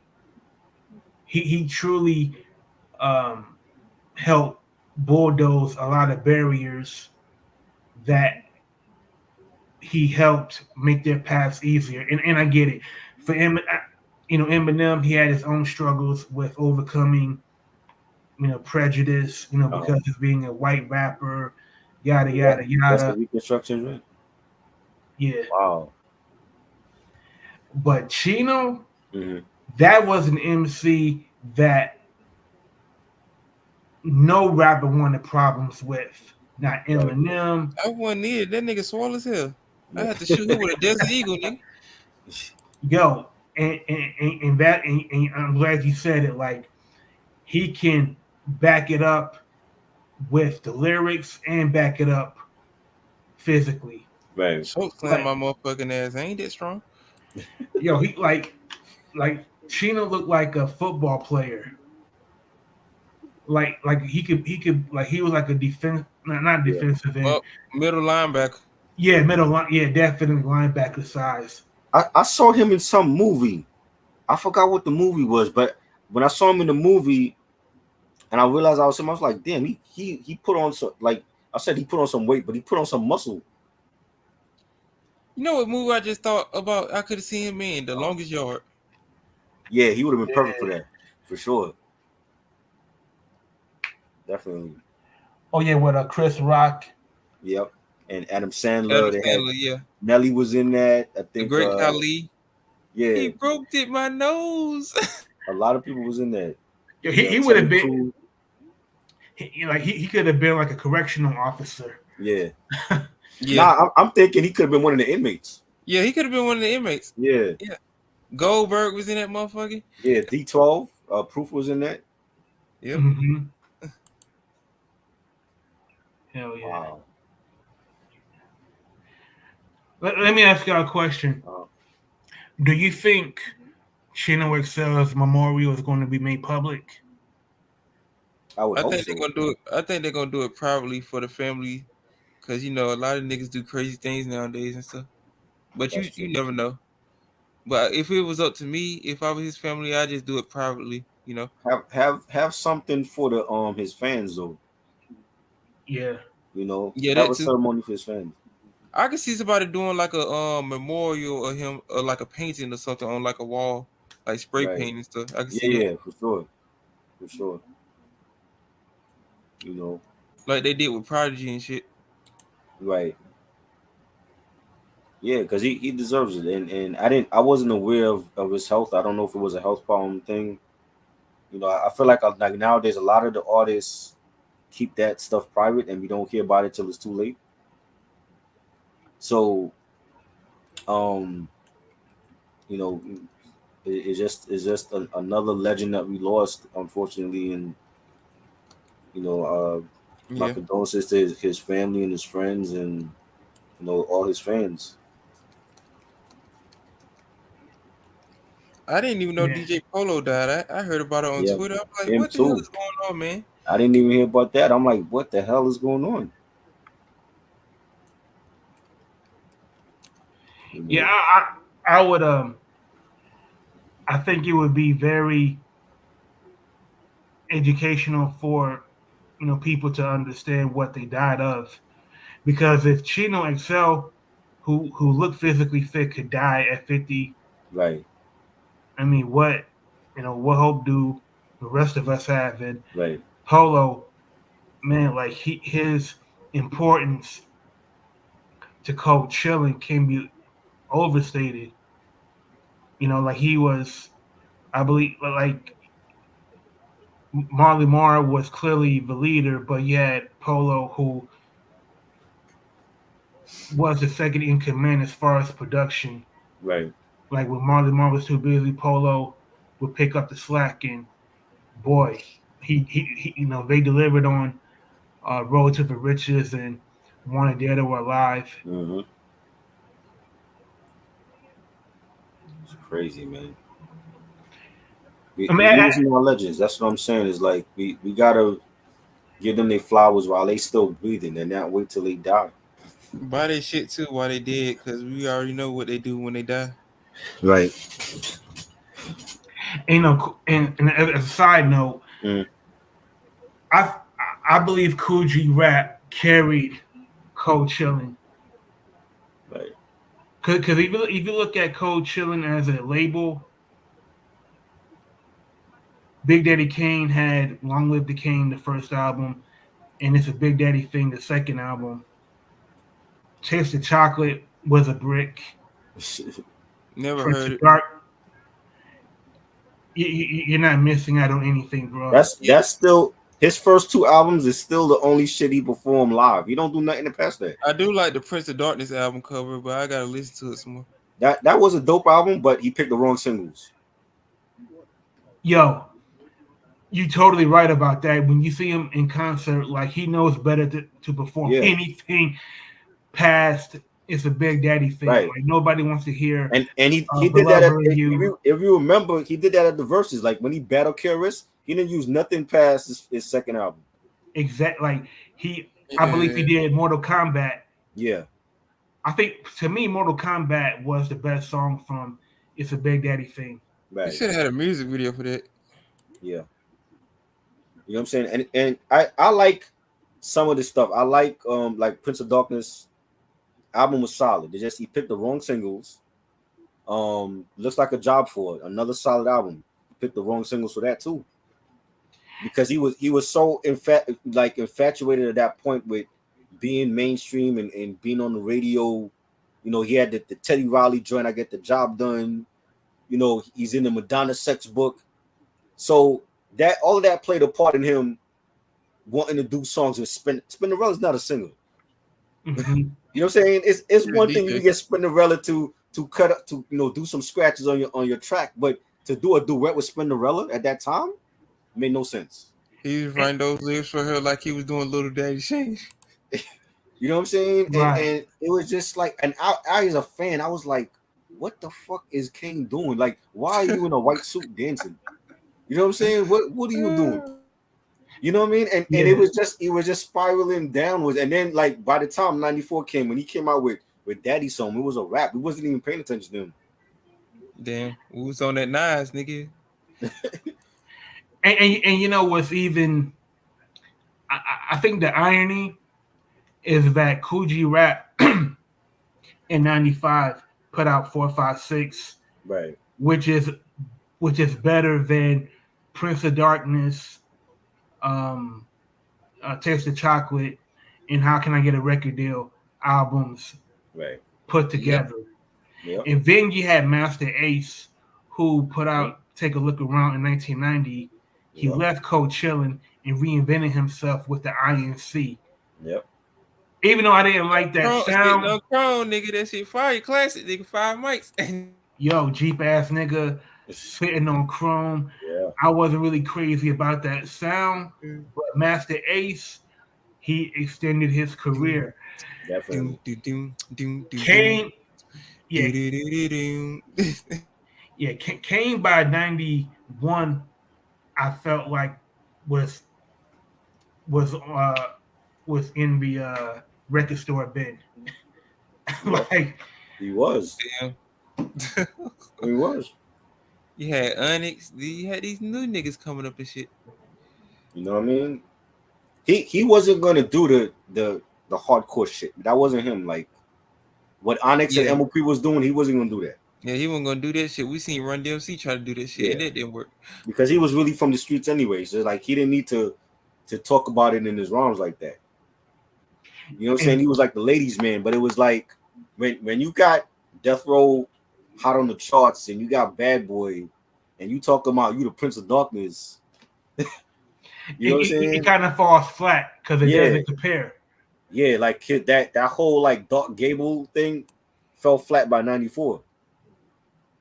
You know what I'm saying? And also by 94, boy, man, like his lyrical sons, they kind of outshone the master. Yeah. Because in 94, you had Nas, you had Biggie, you had Keith Murray, J. Ruba Damager, OC. Crazy. Woo, J. Rue. Crazy.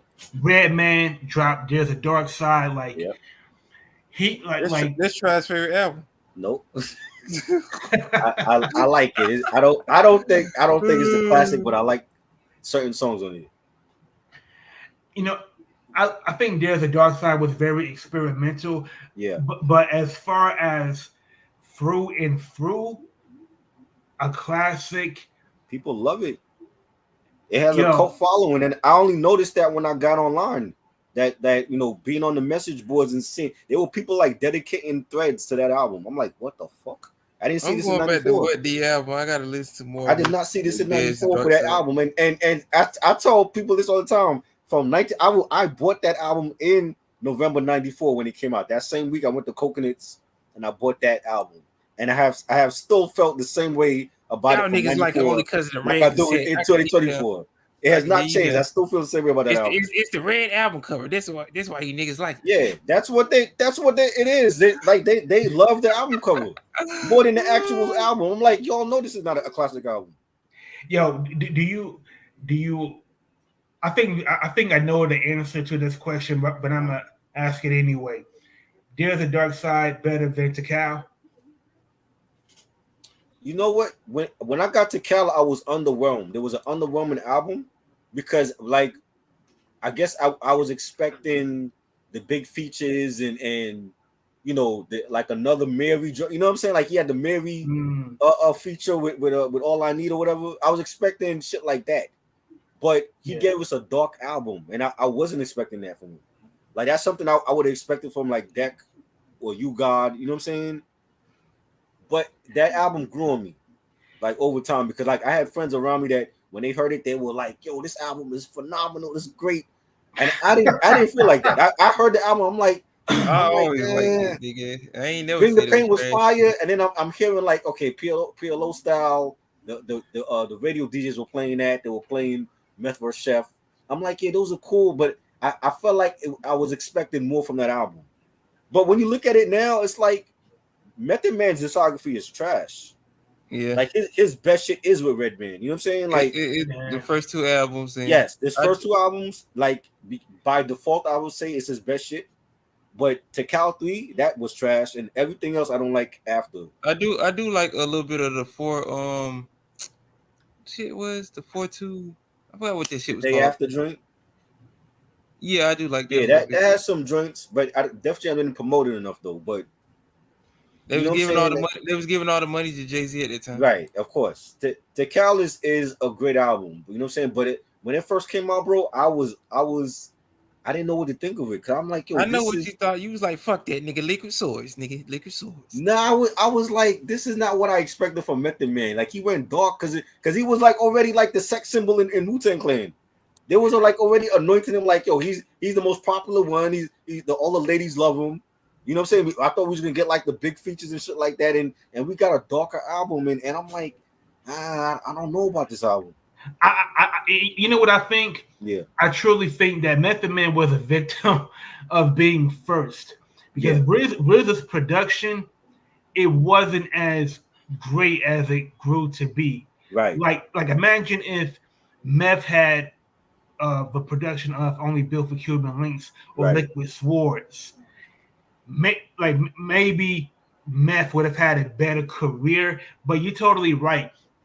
When I heard Takao, I would listen to it Mm-hmm. and I felt like mm, it beyond Bring the Pain and Release Your Death. Yeah, First of all, the mixing was horrible. yes.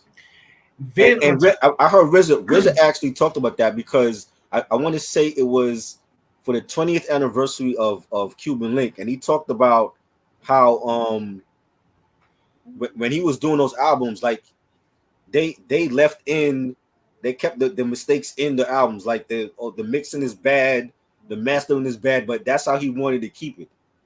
He kept it in there like that. So when you have like the OG copies of those albums, it sounds totally different than the remastered version. Like yeah, ODB's the OG version for Return 36, that sound horrible. That mastering was terrible. Like there's absolutely, tracks where like you hear like a track like what's the joint he did with RZA? Cutting Heads Off, Cutting yeah, Heads. The treble is off on that shit. The bass is off on a lot of those songs. But that's how he kept it for whatever reason. You know what I'm saying? And I don't know if they couldn't afford a master or what a mastering or whatever. But the OG copies for those albums were horrible. But yo, they were still within the sound of RZA and you know what he was doing at that time. It all fits. But yo. I want to hear. I never bought the remastered versions of those albums, but I want to hear how those sound. And also I felt like Method Man's rapping, you could hear it clearly. He was high. He was high on dust, Right. and he On he that space dust for the Wu-Tang Clan. yeah, like he was rhyming with natural charisma, natural Yeah. energy. He had them But this fangs is in his mouth and shit. He Yeah. was in his zone. Gold and fan. Yep. that's another thing. Like you can hear when he was taking breaths of air Hmm. because he would always. Yeah. So I felt like if he could, you know, um if RZA and Meth had they had more experience and more time, they could have made a better album. But to me, I think the problem and another thing is, boy, I think you just said it. The mixing of the music didn't do any justice to Method Man as a performer. Right. When you see Method Man on stage, he has incredible uh, breath control, Yeah. incredible vocal projection. Like you have to, some songs you have to strain yourself just to Hmm. hear Yeah. Method Man rap. And to me, that's what made Tical such a such a weird album because I felt like There's a Dark Side is a better rap album Okay. because Method Man's because There's a Dark Side and Tical came out on the same day, The I same day. Yeah. believe. It was the Month of the Man campaign. Yep. Yep. And if you look, and now that you mention it, uh, Method Man's discography is is totally uh, it's not up to par with Redman's. That's for damn sure. That's what that I agree with. So Redman have the better discography. Yo, because even if you take Redman's solo albums Hmm. from What the Album, There's a Dark Side, Muddy Waters, Doc's the Doc's the name. Name. Yo, his work with the Death Squad, Hmm. yo, is to me, I won't say better because of course it's not better than the Wu, but I enjoy it more than the Method Man solo albums. I like the Death Squad. There's people that's like split on that album. I like the Death Squad album because I'm a huge I was just Eric about to ask you Sermon. that. I know Reds don't like that album. Yeah, I'm a huge Eric Sermon fan and Death Squad. I love the album. Um, the thing is, the Tical album is it's like it was like another chamber. Like every member had a different chamber and they all were different. So that's how I looked at Tical. It was just it was different in many ways, not just the sound, but it was different from Cuban Link and Liquid Swords and everybody else. But it's a dope album. It's just that like songs when you hear songs like Biscuits and Mr. Sandman and even the title track, and when it came out at the time, I'm like, are these gonna be like hit records? Because I don't think they are. Like Bring the Pain was a huge record for him when that came out. That was everywhere. You Mm-hmm. know, All I Need. When once the Mary remix came out, that blew up. That got him his Grammy. You know what I'm saying? But when you look at a song like Release Your Delph, that wasn't a big like they played it, but it wasn't a big hit record like that.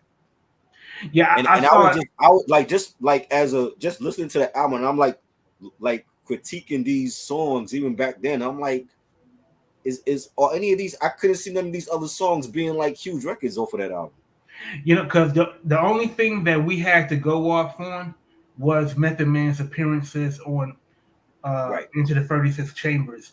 right. And when I heard Tical, I felt like I'm not hearing anything as good as Shame on a Nigga. That's what I'm saying. Say it's like he was so great on Enter the Wu-Tang. I'm like, but he don't sound like that on Tical though.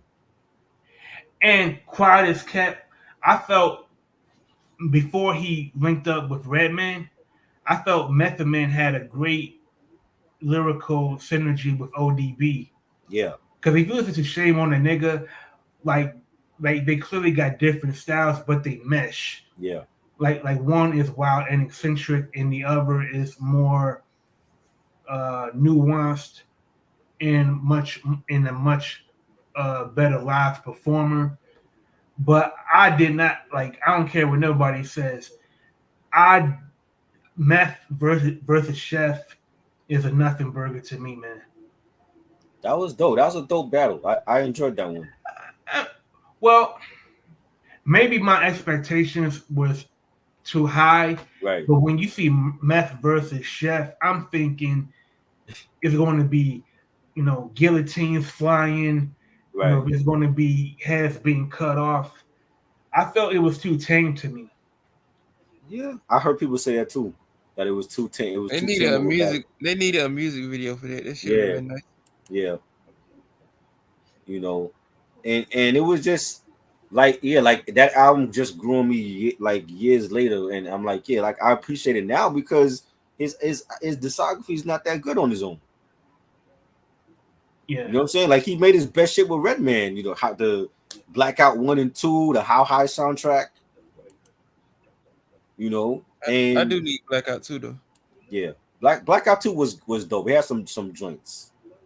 You know, and when I listened to Days of Darkside, that was different because like listening in '92 when What the Album came out and how much energy Red had on those songs, like from the intro to like the last joint on there on Encore, that's an energetic album. Like Red, that when he performed during that time, he came out with a lot of energy.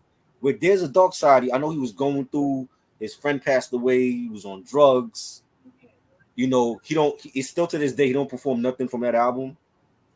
You know, and that album was like it was more Redman produced than Eric Sherman. But if he had cut that album down to like 10, 12 tracks, it would have been a classic to me because that's exactly the amount of like songs I like on that album. But the other stuff like the Tonight's the Night remix, we didn't need that on here. I felt like Tonight's the Night was better with the original version.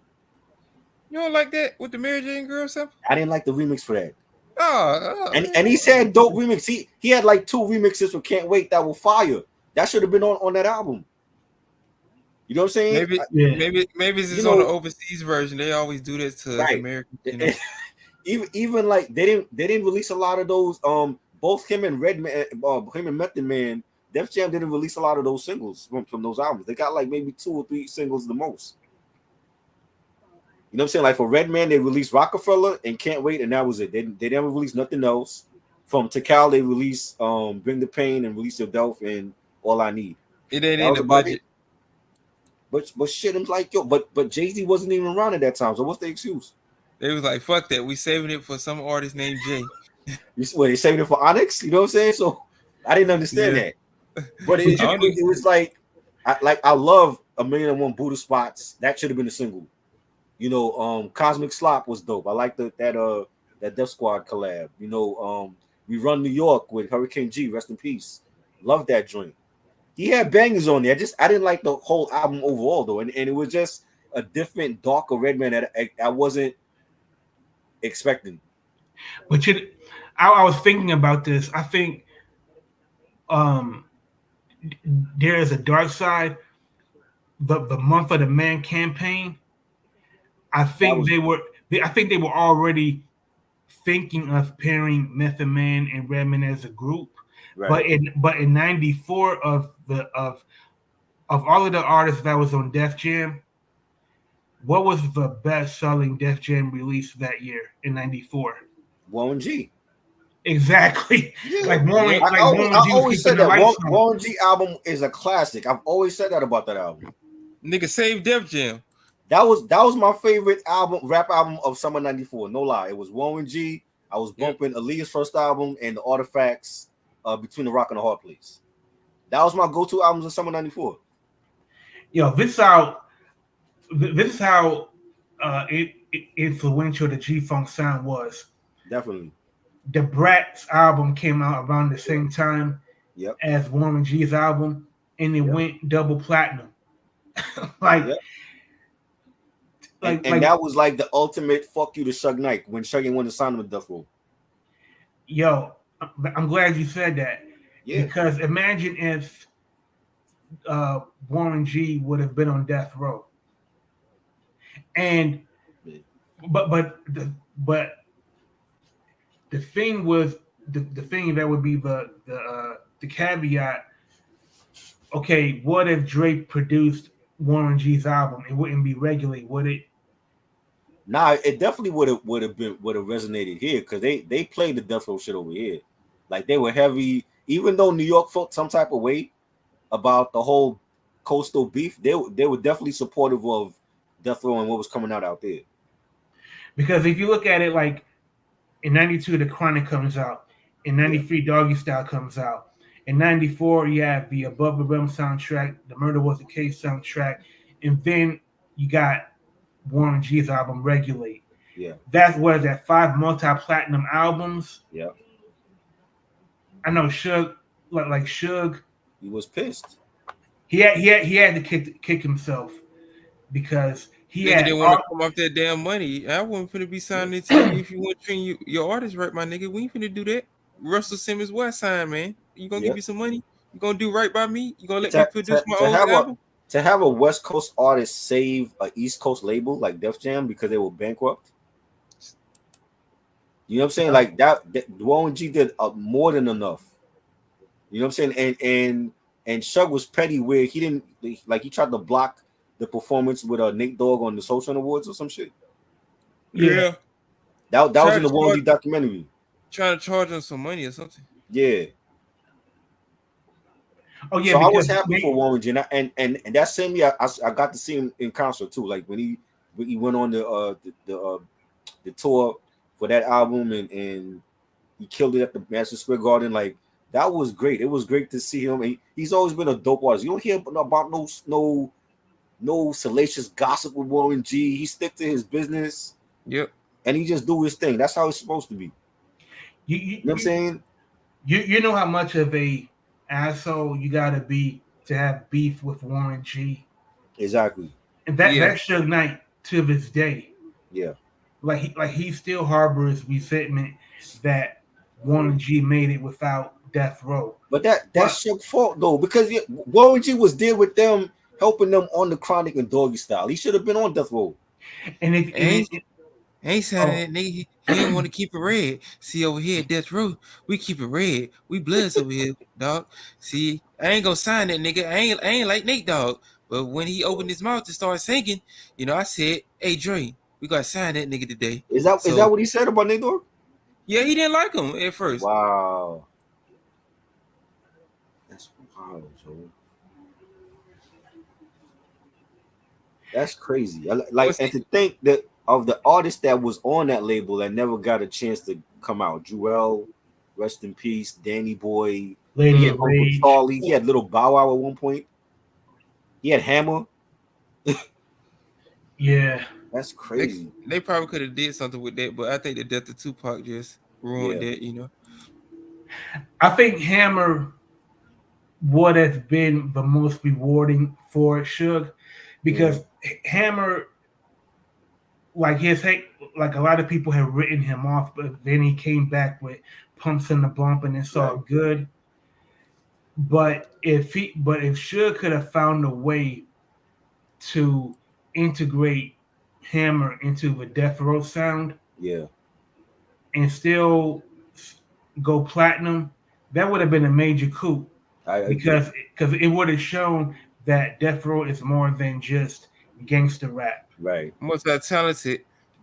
Exactly. Yeah, exactly. What Eazy-E was trying to do with Ruthless Records, man. He just didn't want to have gangster rap. He was giving a lot of artists a lot of, chances and shit. He signed Black Eyed Peas. Yep. That's crazy. Absolutely. People forget that. Like Eazy-E fucking signed Black Eyed Peas. It just goes to show, to me, I think that goes to show that a good record executive can put aside their own personal tastes or personal biases and really view the diamond in the rough. Right. I agree. Trying to get all the money. I want the white folks' money. I want the Latinos' money. I want all you motherfuckers' money. Right? Yeah. That's crazy. You know, yeah, but it's like Warren G, and I don't know. I feel like even now people still try to not give him his props and try to shit on him. I'm like, yo, Warren G's album is a classic. That was definitely one of the best albums of '94. When y'all talk about Ready to Die and y'all Yep. talk about Craig Mack album and Grave Diggers and all these other albums, don't forget to mention Warren G's album. I just ordered that too. What, Grave Diggers? Yeah. Oh, 6 Feet Deep was a classic, man. Yeah, Definitely. the vinyl. That's my favorite hardcore album. I got the vinyl and shit. Nice. You know, I played that album to death. Like every day, it was Regulate. Do you see so many ways? I like Super this Soul is Sis. I like this is the shack. This my shit right there. Just in the shack, yeah, with the Dove Shack. Like every track on there was fire. And Every track on there was fire. And you know, Warren G wasn't, but like by today's metrics, people would say that Warren G was. I never looked at him as a whack rapper, but he wasn't a great rapper. Right. But like one of my favorite songs is "What's Next" with Mr. What's Malik. next? What? What's Yo, next? that What's bass next? line? What's NXET? It's me. Going to the motherfucking G. Flowing with my little homie named Malik. Yes, everyone will just tweak. Come on, man. What? And you know that was a freestyle because he misspelled next. Yeah, he killed that joint. Him and Little Malik, they killed that. Yeah. I need Yo. I need that Twins album. That shit fire. Fuck with Yeah, that round too. round around. That shit fire too. Yeah. Yeah. Man, That's a like fire album. one of the many things I love about hip hop is that you get to learn about people's cities and regions. And like Long Beach was for a minute, Long Beach had it on lock because you had Warren G, Yeah. you had the Twins, and you also had Domino. Yeah. Remember Domino? Was fire too. Yeah. Man, Yeah, that like, nigga fire, man. Like I could like if it, like yeah, Snoop, Warren G, the Twins, and Domino, and yeah, Dove Shack. Yeah. That's like an amazing 2 to 3 year run, and it was all started by Snoop. Yep. And Domino, man, like he had Sweet Potato Pie. Yeah. And Ghetto Jam. Tales from the Hood. Yeah, that's my. I was just going to say that. That's my joint. Yo, you know what's that song? What I loved about Sweet Potato Pie, like it was that. To me, I did find it annoying at first. You know that female voice that always said, "You know what I'm talking about?" Yeah. The little sample in the track. I found that hella annoying. But after a while, man, I just got used to it. Yeah. Yeah, man, that was a joint, man, and that was like, and he was on Def Jam. Domino? You know what I'm saying? And they promoted the shit out of that nigga. Damn. Wait, you say Domino was on Def Jam? Yeah, he was on Def Jam when his first album dropped. I wonder if that's how Warren G got to Def Jam because of Domino. I mean, the story is like he had did the song with Mr. not Endo Smoke. Mr. Grimm. Mr. Grimm for the Poetic Justice soundtrack, and then somebody from Def Jam heard it and they wanted him to be, they wanted to sign him, but he didn't believe it. He thought they wanted Mr. Grimm, and they were like, no, we want you. And that's how you got to deal with Def Jam. Then he had to fall out with Mr. Grimm. Oh yeah, because he mentioned I think he dissed Mr. Grimm. I don't remember what song. It's getting so hectic that I can't even trust him. Oh, it was from the song "Do You See What I See?" Yeah, he had to fall out with him or whatever. But yeah, they wanted him. They wanted to sign him because they liked his verse on Endo Smoke. But the thing is, I didn't like Endo Smoke came out in '93, and Regular came out in '94. So yeah, how do you like? I just but they put remember Regulate was on Above the Rim soundtrack first. You know, I was just saying like I thought the fallout for them to fall out with each other so quickly was kind of weird. Yeah, I don't know. I mean, yo, if you get it, if you got to tell your artist like, yo, I just got signed to Def Jam, but they don't want you, they want me. His artist is gonna take it some type of way. Yeah, you're right. You're right about that. You know? like, ain't this a bitch? Like you were on my shit. Right, you the feature on my shit. He still Yeah, could have like, worked. He still could have worked with him though. That's why I didn't like about that Yeah. whole LL Cool J Cannabis I shit. agree. That shit I could agree. they could have did a collaboration album together. They could have been something, man. Yeah. I don't know, man. Is sometimes it be like that, and he Yep. made the most of it. You know what I'm saying? And good for him. Like it's good to see. Like I just saw him. He was on tour in Canada with Snoop and DJ Quick.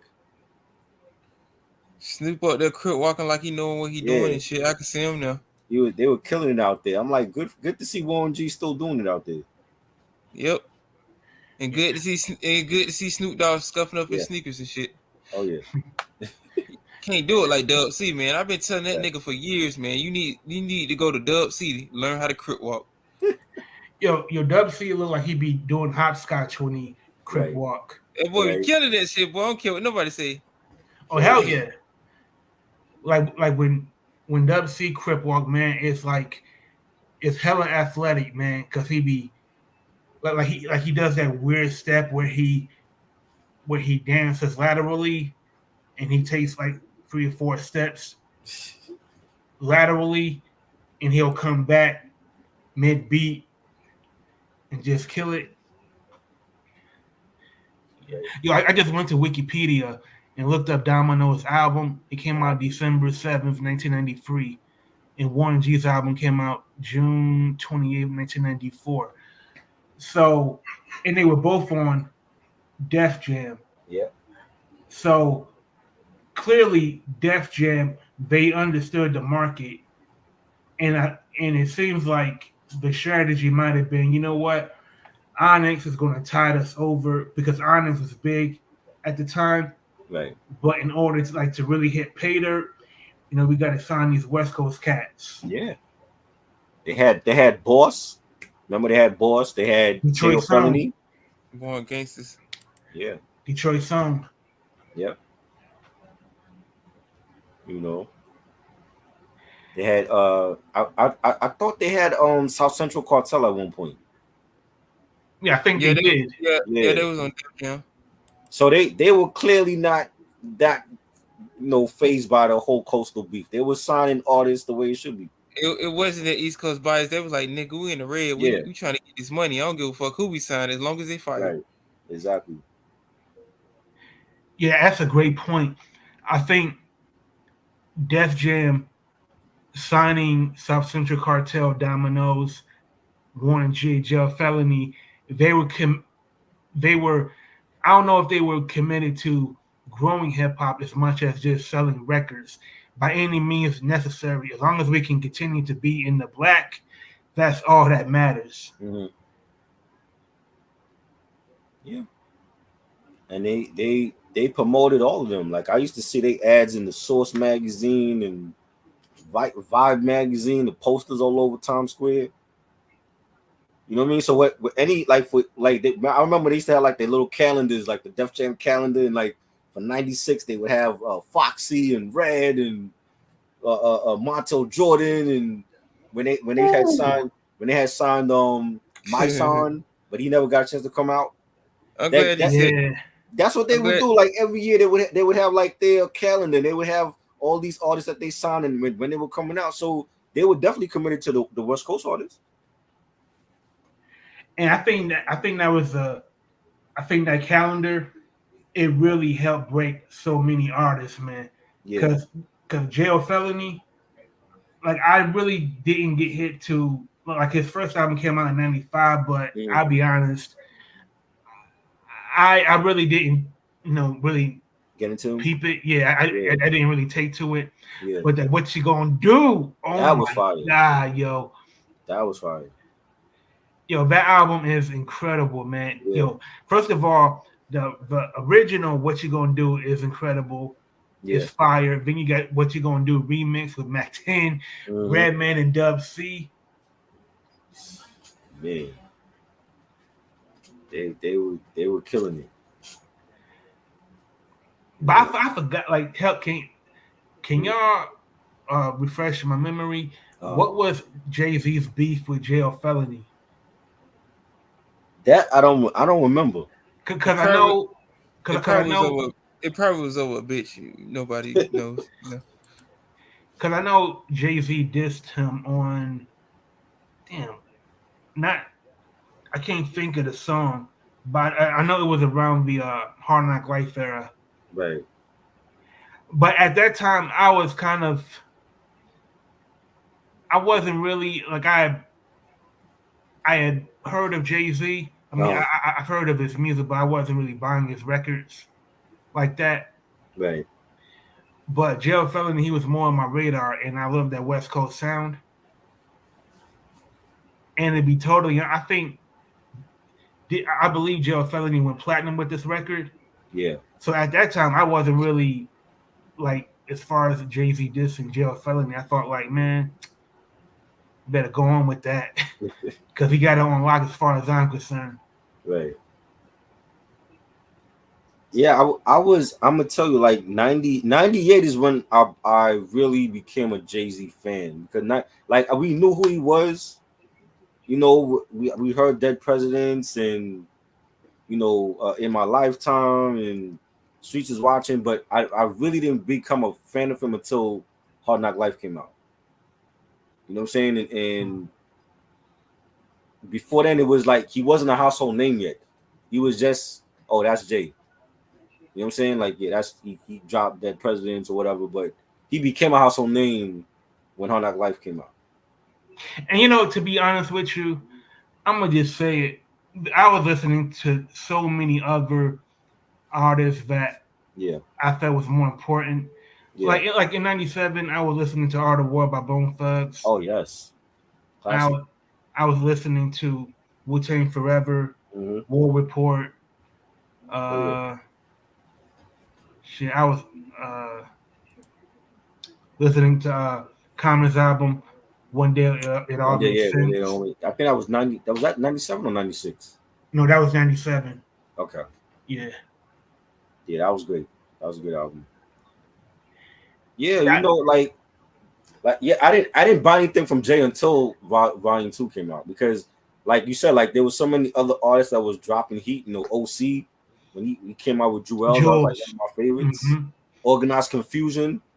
You know what I'm saying? So yeah, we had so much to listen to besides Jay and Puff, and you know what I mean. But the thing, it was just I think he was focused.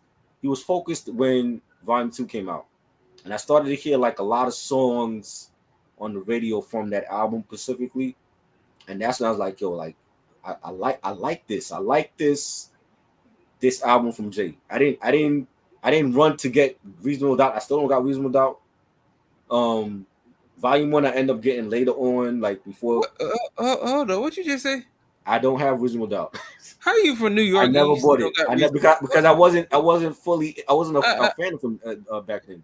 Like I'm gonna have to take your do-rag privileges for about a week. Try. You can't be doing it, man. I don't have Reasonable Doubt, so revoke my hip hop card. I don't have it. I ain't gonna revoke it. You an OG. I see if I can get you a copy. Like, I knew who he was. Like, yeah, it was a dope album, but I was so heavy into everybody else that was out. It was like I wasn't rushing to get Reasonable Doubt. Yeah, I understand. You know what I mean? Yeah. Even Volume 1 I got like later on, but I was like during the Columbia House era. Y'all remember Columbia House? Absolutely. Yeah, I got it from 10 albums for $1. Yes. That's way before my time, so I didn't have the privilege to hit a lick on that. But it was like I didn't lock in with Jay until till 98, till How Not Life came out, because it was just like, yo, like they were just coming. He was dropping like mad singles from that album, and then that's when he became a household name. That's when you started to hear about, like, your parents would ask about Jay, like, who's this Jay-Z guy? And that's really how his career took off. It wasn't when Reasonable Doubt came out. It was when Hard Knock Life Volume 2 came out. Yeah, because in '96 and '97, Jay-Z was not at the head seat. He wasn't. If there was say there was like a conference table, yeah, like Jay-Z would not be sitting at that conference table, because there were so many other artists that had better music, had more impact like Volume 2, it made him a candidate for the head seat. Right. I mean, yeah, I mean DMX outsold everybody in Oh yeah. '98. So if rap was like a sitting arrangement, Right. around the table, DMX would be at the head seat. He would get the biggest piece of chicken. He's the original Godfather. He had to fight for that because it's like you're just coming Yep. 96. You drop a 96. You're not even thought of as King of New York because that went to big. That was big. Plus, And DMX Nas, got 2 albums in the same year. Jay-Z you ain't know what I'm never do. saying? And it's like after Big dies, I felt like maybe that's when the light switch went on and he was focused because he saw his friend die. Your friend passed away. There's is not going to be no commission album, and you realize like, yo, who's going to carry that burden of Brooklyn, King of Brooklyn, or King of New York, and that's when he stepped up. But he still had to deal with Nas. He still had to, Big Pun was on the scene. DMX dropped 2 #1 albums that year. It Capital Punishment. You know what I'm that saying? Noriega album from '98. Yeah, NORE drops, and he had to deal with other competition. Cannabis was new on the scene as well. You still got to deal with LL, even though I didn't like Phenomenon. I thought Phenomenon was garbage, but he was still in his prime at that time. You know what I'm saying? Yo, speaking of Phenomenon, that video is trash, man. Yeah. that whole album was garbage. I never looked at it. I'm still getting like terror flashbacks of that the whole album video. was trash, and the fact that Mike Geronimo, that song was from Mike Geronimo. Yes. Stick with the natural, man. Don't do that song was from Mike Geronimo, and it was Diddy that told Mike Geronimo, this ain't for you. You don't want to do this. Should have gave that shit to Mason, would have been a hit. You know what I'm saying? Man, you right about that, bro. Yo, that sounded like a Mace song that Puff gave to Mike Geronimo. Cause I remember when I first saw it, I'm like, yo, he sounds really out of place. Like this isn't this is not what you're known for, man. Exactly. And he was doing that weird dance in the video. Yes. Dancing like you Jennifer Lopez and shit, offbeat and shit. He be doing that thing. For My real, bad. man. It was what's that shit? He was nothing move but the money. Yeah. But Mike, it sound like some Will Smith shit. That beat was for LL. My bad. That beat was for LL, and Mike wanted it, and Diddy told Mike, "This is for LL. It's not for you." And Mike said, "I want it," and he gave it to him. And look what happened. Vendetta was not good. Yo, I gotta be honest, man. Could you imagine what Irv Gotti thought when he saw nothing better than move but the money? He left and started Murder Inc. Yo, that with the fisheye lens, and Mike trying to do like the Mason Diddy dance. Yeah. Like give this shit to Mace, man. I would have smacked that nigga in his face. Like, I don't do this. Yeah. You know, and that would have been another hit for Harlem World. Yeah, I'm surprised that album ain't went diamond already. Right. And yeah, you had to deal with Mace. So it was like, Jay had to climb the mountaintop, so to speak, to get that title. You know what I'm saying? It wasn't giving them overnight because it was too many great MCs that was out at the same time he was out. And that's a good thing. Competition is a good thing because everybody gonna be on the A game, you know. Right, exactly. And I think that's when he got focused. Once Big died and he saw the landscape and he said like, shit, how am I going to compete with Capital Punishment and Harlem World and It's Dark and Hell is Hot, you know, NORE. I'm like, I got to step my game up. Black Star was out. You know what I'm saying? Yo, he had to stop palming on Foxy Brown's ass and get focused. Yeah. And Aquemini by Outkast came out. Right. Aquemini drops, and it was so much competition. So it was like, yo, he had to make the best shit ever. You know what I'm saying? Yeah, No Limit, Suave House out here. Yeah, No Limit shit. was hot. Twisted, you know, the Hot Boys was out there. You had what's their name? Slick Rick had just came out of prison, and he drops All the Storytelling. Mm-hmm. You know, like it was competition back then, man. It was like that. That's what I loved about it. Like everybody was competing with each other. Yo, you know who came out in '97? Who? That was that is a peer of LL Cool J that Mhm. had one of the best albums in '97. What's that? The 18th Letter. Oh yeah, Rakim. Oh For yeah, sure. Rakim, very For underrated. sure. Yo, They bro, need to That's like, re, so they out. need to re, they need to reissue that on colored vinyl. I'm tired of seeing that generic ass label. I don't like seeing the shit. yeah. Oh yeah. Yo, the saga continues. Yes, that's my joint. Holy shit, Pete Rock. man. That's my joint. For Yo, sure. because I remember it was packaged like the first disc was like Yeah. a greatest hits. Yep. I remember I bought the CD. I didn't even like when you unwrap it. Like the first, like I went immediately to the second disc. Yeah. Like I never opened the first one because I don't already heard the hits. Yeah. But man, like Guess Who's Back? It whetted my appetite. Yeah, man. But the saga continues. That was my favorite song, man. Cause How they not do a video for that? I don't understand. What bro, label was on at that time for them not to do a music video? yo, this how hot the saga continues was. I heard that song on a club mix here in Detroit, Yeah. and you know, club mixes are usually songs that are very danceable. Right. You know, very, very songs where it's meant for people to dance and shake the ass to. Yep. But when I heard the saga continues on a club mix, like it Yep. was like after 10, 11 o'clock, I'm like, yo, this clearly this song is moving. If it's being played Right. in a club mix, Oh. like it's only a matter of time before it starts being Right. played in the streets. So I always Yeah. thought it was curious that a video wasn't made. This shit had a music video for "Show Me Love" too. That shit fire. Yo, Yeah, another song that I loved from the 18th Letter. It Mm. was when he was detailing how he came up, and it was called "Remember That." Yeah. Yes, that was my joint too.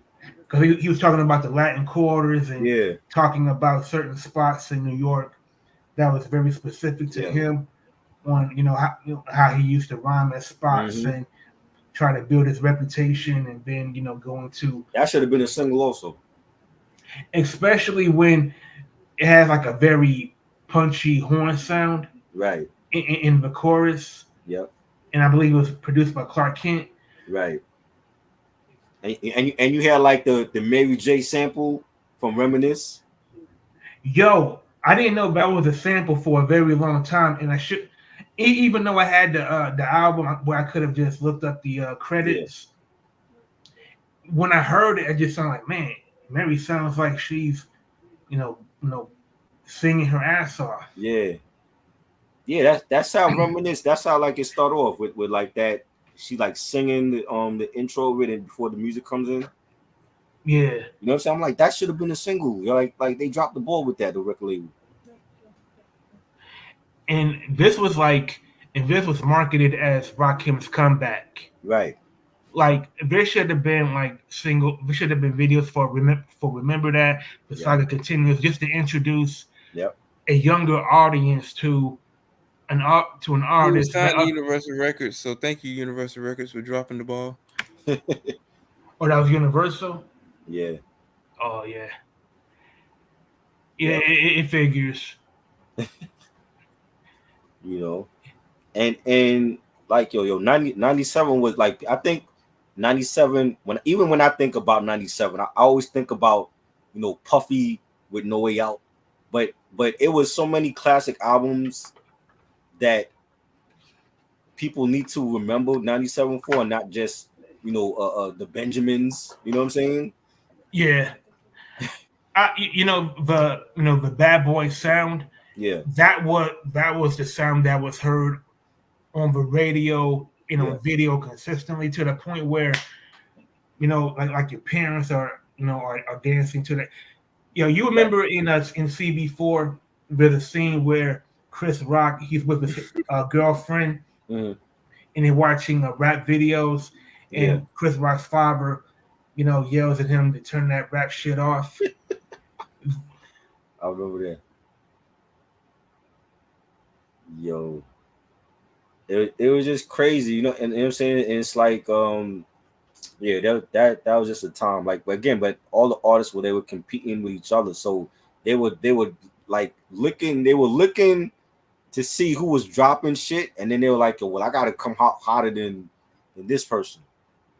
You know what I'm saying? When you hear like when Questlove talks about when the Roots were doing Illaduff Half Life, and they're like, yo, they're listening to what Mobb Deep is coming with Hell on Earth, and they want to be able to beat that album.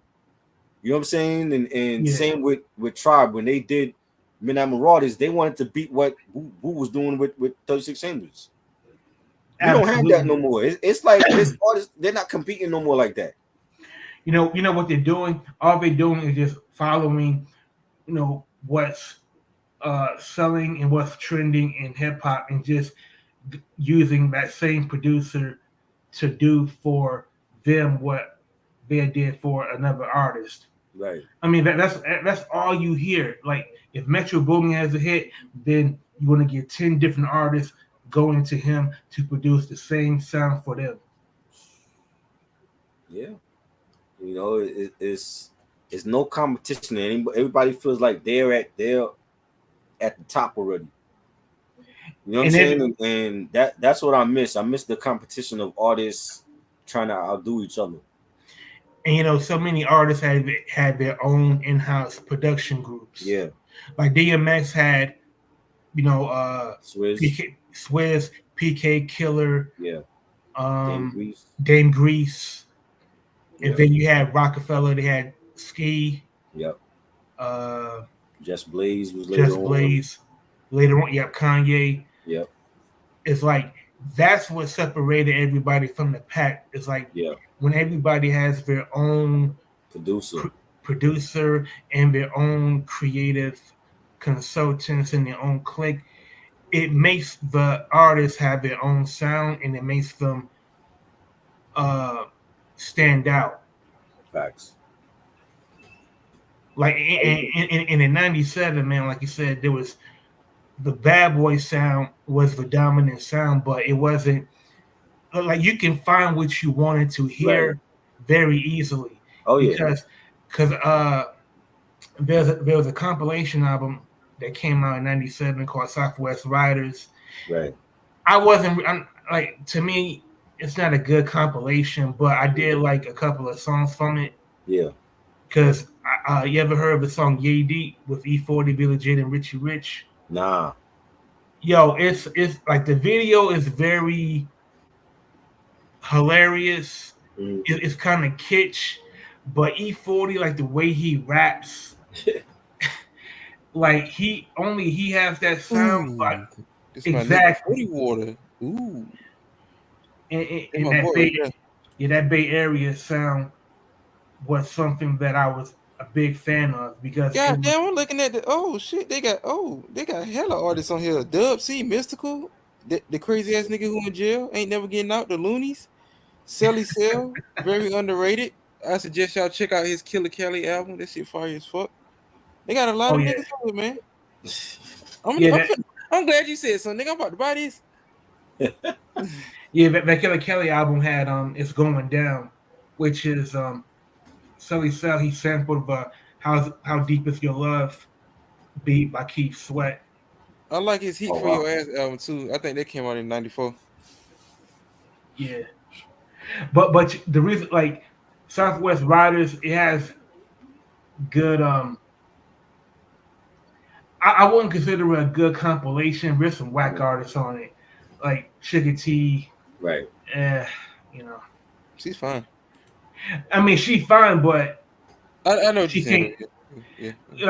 She's good to look at, but as far as like rapping, yeah, she's good. She's good to look at, but not to listen to. Yeah, she ain't no lyrical miracle type person. Niggas in the Bay ain't gonna be that type of nigga. So they got. Well, I mean, but you do got Hyro Crew. They from the Bay and they lyrical. I know that, but everybody got their own style in the Bay Area. It gonna work for different people. I mean, so the Mischief, Casual, yep, Kept Love, yep. extra prolific. Like they got it. Rocksmith from Richmond. Yeah. That dude is a lyrical beast. Oh yeah, for sure. You know. I don't think Yeah, like, just like we everybody had their own style too. It was like it was just great times. Now it's like everybody sound the same. and everybody will. And there's so many people that will abandon whatever they're doing just to have a sliver of the success that another artist does. Like Right. you see it with Nicki Minaj, you see it with Meg Thee Stallion, you see it with Drake. It's like nobody can just have their own sound and just let it be. Like like man, what's that? I can't think of his name, but there's this guy. Oh, Toby in Wigway. Uh I think he has a very dope sound. He's very yeah. original. He has his own production crew, Uh-huh. but I think what's working for him is that he's not ultra popular. Oh yeah. If, And if, he's he- if acting he, too. yeah, because if he was ultra popular, man, everybody would be sweating him. Yeah. And to me, this might sound elitist, but once something becomes popular, I kind of turn my ears off to it because you're going to hear like 1,000 damn freestyles over the same beat, Right. and you're going to hear 1,000 remixes with rappers trying to, Yep. ride that, wave Everybody of doing the it. original. Everybody doing their own version of the One Blood remix. Don't even get me started. That shit is going on. Yeah, that's a very good example. Right. Yeah, man. So I wanna wrap this up. 'Cause I know I gotta do another live stream at 11 with Reg. Um, any last memories and thoughts of Chino XL? Yeah, Chino XL, he had a comic. I believe he had like his own comic book with his own characters that he'd been selling for a couple of years, and now I'm sure it's going to be like a collector's item. Yeah. But what I want to say is that let's support artists, art, and music before it become a collector's item, posthumously. Because once somebody dies, their art, the price, the value of their art, it just skyrockets. Facts. So before before somebody passes, you know, give yourself a chance to appreciate somebody's art while they're still alive. That way, you won't miss out on something that will be very valuable. Definitely. I agree. You know. Eric, you got any last words? Anything to promote? Yeah, I'm currently locked up on my main YouTube channel, so Oh, y'all check me out that's on my every day backup for you. channel. Hey man, not every day. I've been good over the past couple of months. Then they gave me a strike. Oh my I'm lord. currently I'm currently in the yellow, so y'all will see me back on my main channel, Like Eric what, Johnson by 19. next week? Yeah, next week. I will be uploading the Cameo Single Life album on my backup channel, Eric Johnson Ooh, 0418. nice. So y'all go over there and subscribe to my backup channel. I'm trying to get it close to 100 subscribers. So What I'm just trying. What you when say? does when does YouTube give YouTube parole? Right? That shit would be nice though, but they got their favorites on here. They ain't giving a poor little Negro like me no favoritism. So you know how that be. I mean, I just like can't. the American justice system. Yeah, don't even get me started on that. You got bitches twerking at campaign rallies and shit. Oh So lord. I don't even want to talk about that whole shit. My homie LB talked about that shit on this channel earlier. I was over there roasting niggas and shit. So you know Yeah. how that be. But yeah, I will be uploading that most likely tomorrow when I get off work. I gotta record the music then. I'll be uploading that on my backup channel, Eric Johnson 0418. So just be on the lookout for that. So, and I might be doing a SummerSlam 2024 recap on Saturday night. I gotta hit up Mike about that because I haven't even told him yet, but I might do that because SummerSlam is gonna be in Cleveland on Saturday. I'm definitely anticipating the return of Roman Reigns. I hope it happens. For all my wrestling heads. So look out for that. I'm gonna drop another video next week. Just stay tuned though. There's a lot of great stuff coming. Subscribe to the channel. Thank you for people that showed up. Sam, thank you. Salute to you and Idol Gray. So I never seen him before, but subscribe to the channel. And this was fun. Definitely had to do this. Rest in peace, Chino XL. One of the best lyricists all time, in my opinion. And we're gonna keep bumping his music forever. And yeah. Stay tuned. Peace. Oh man.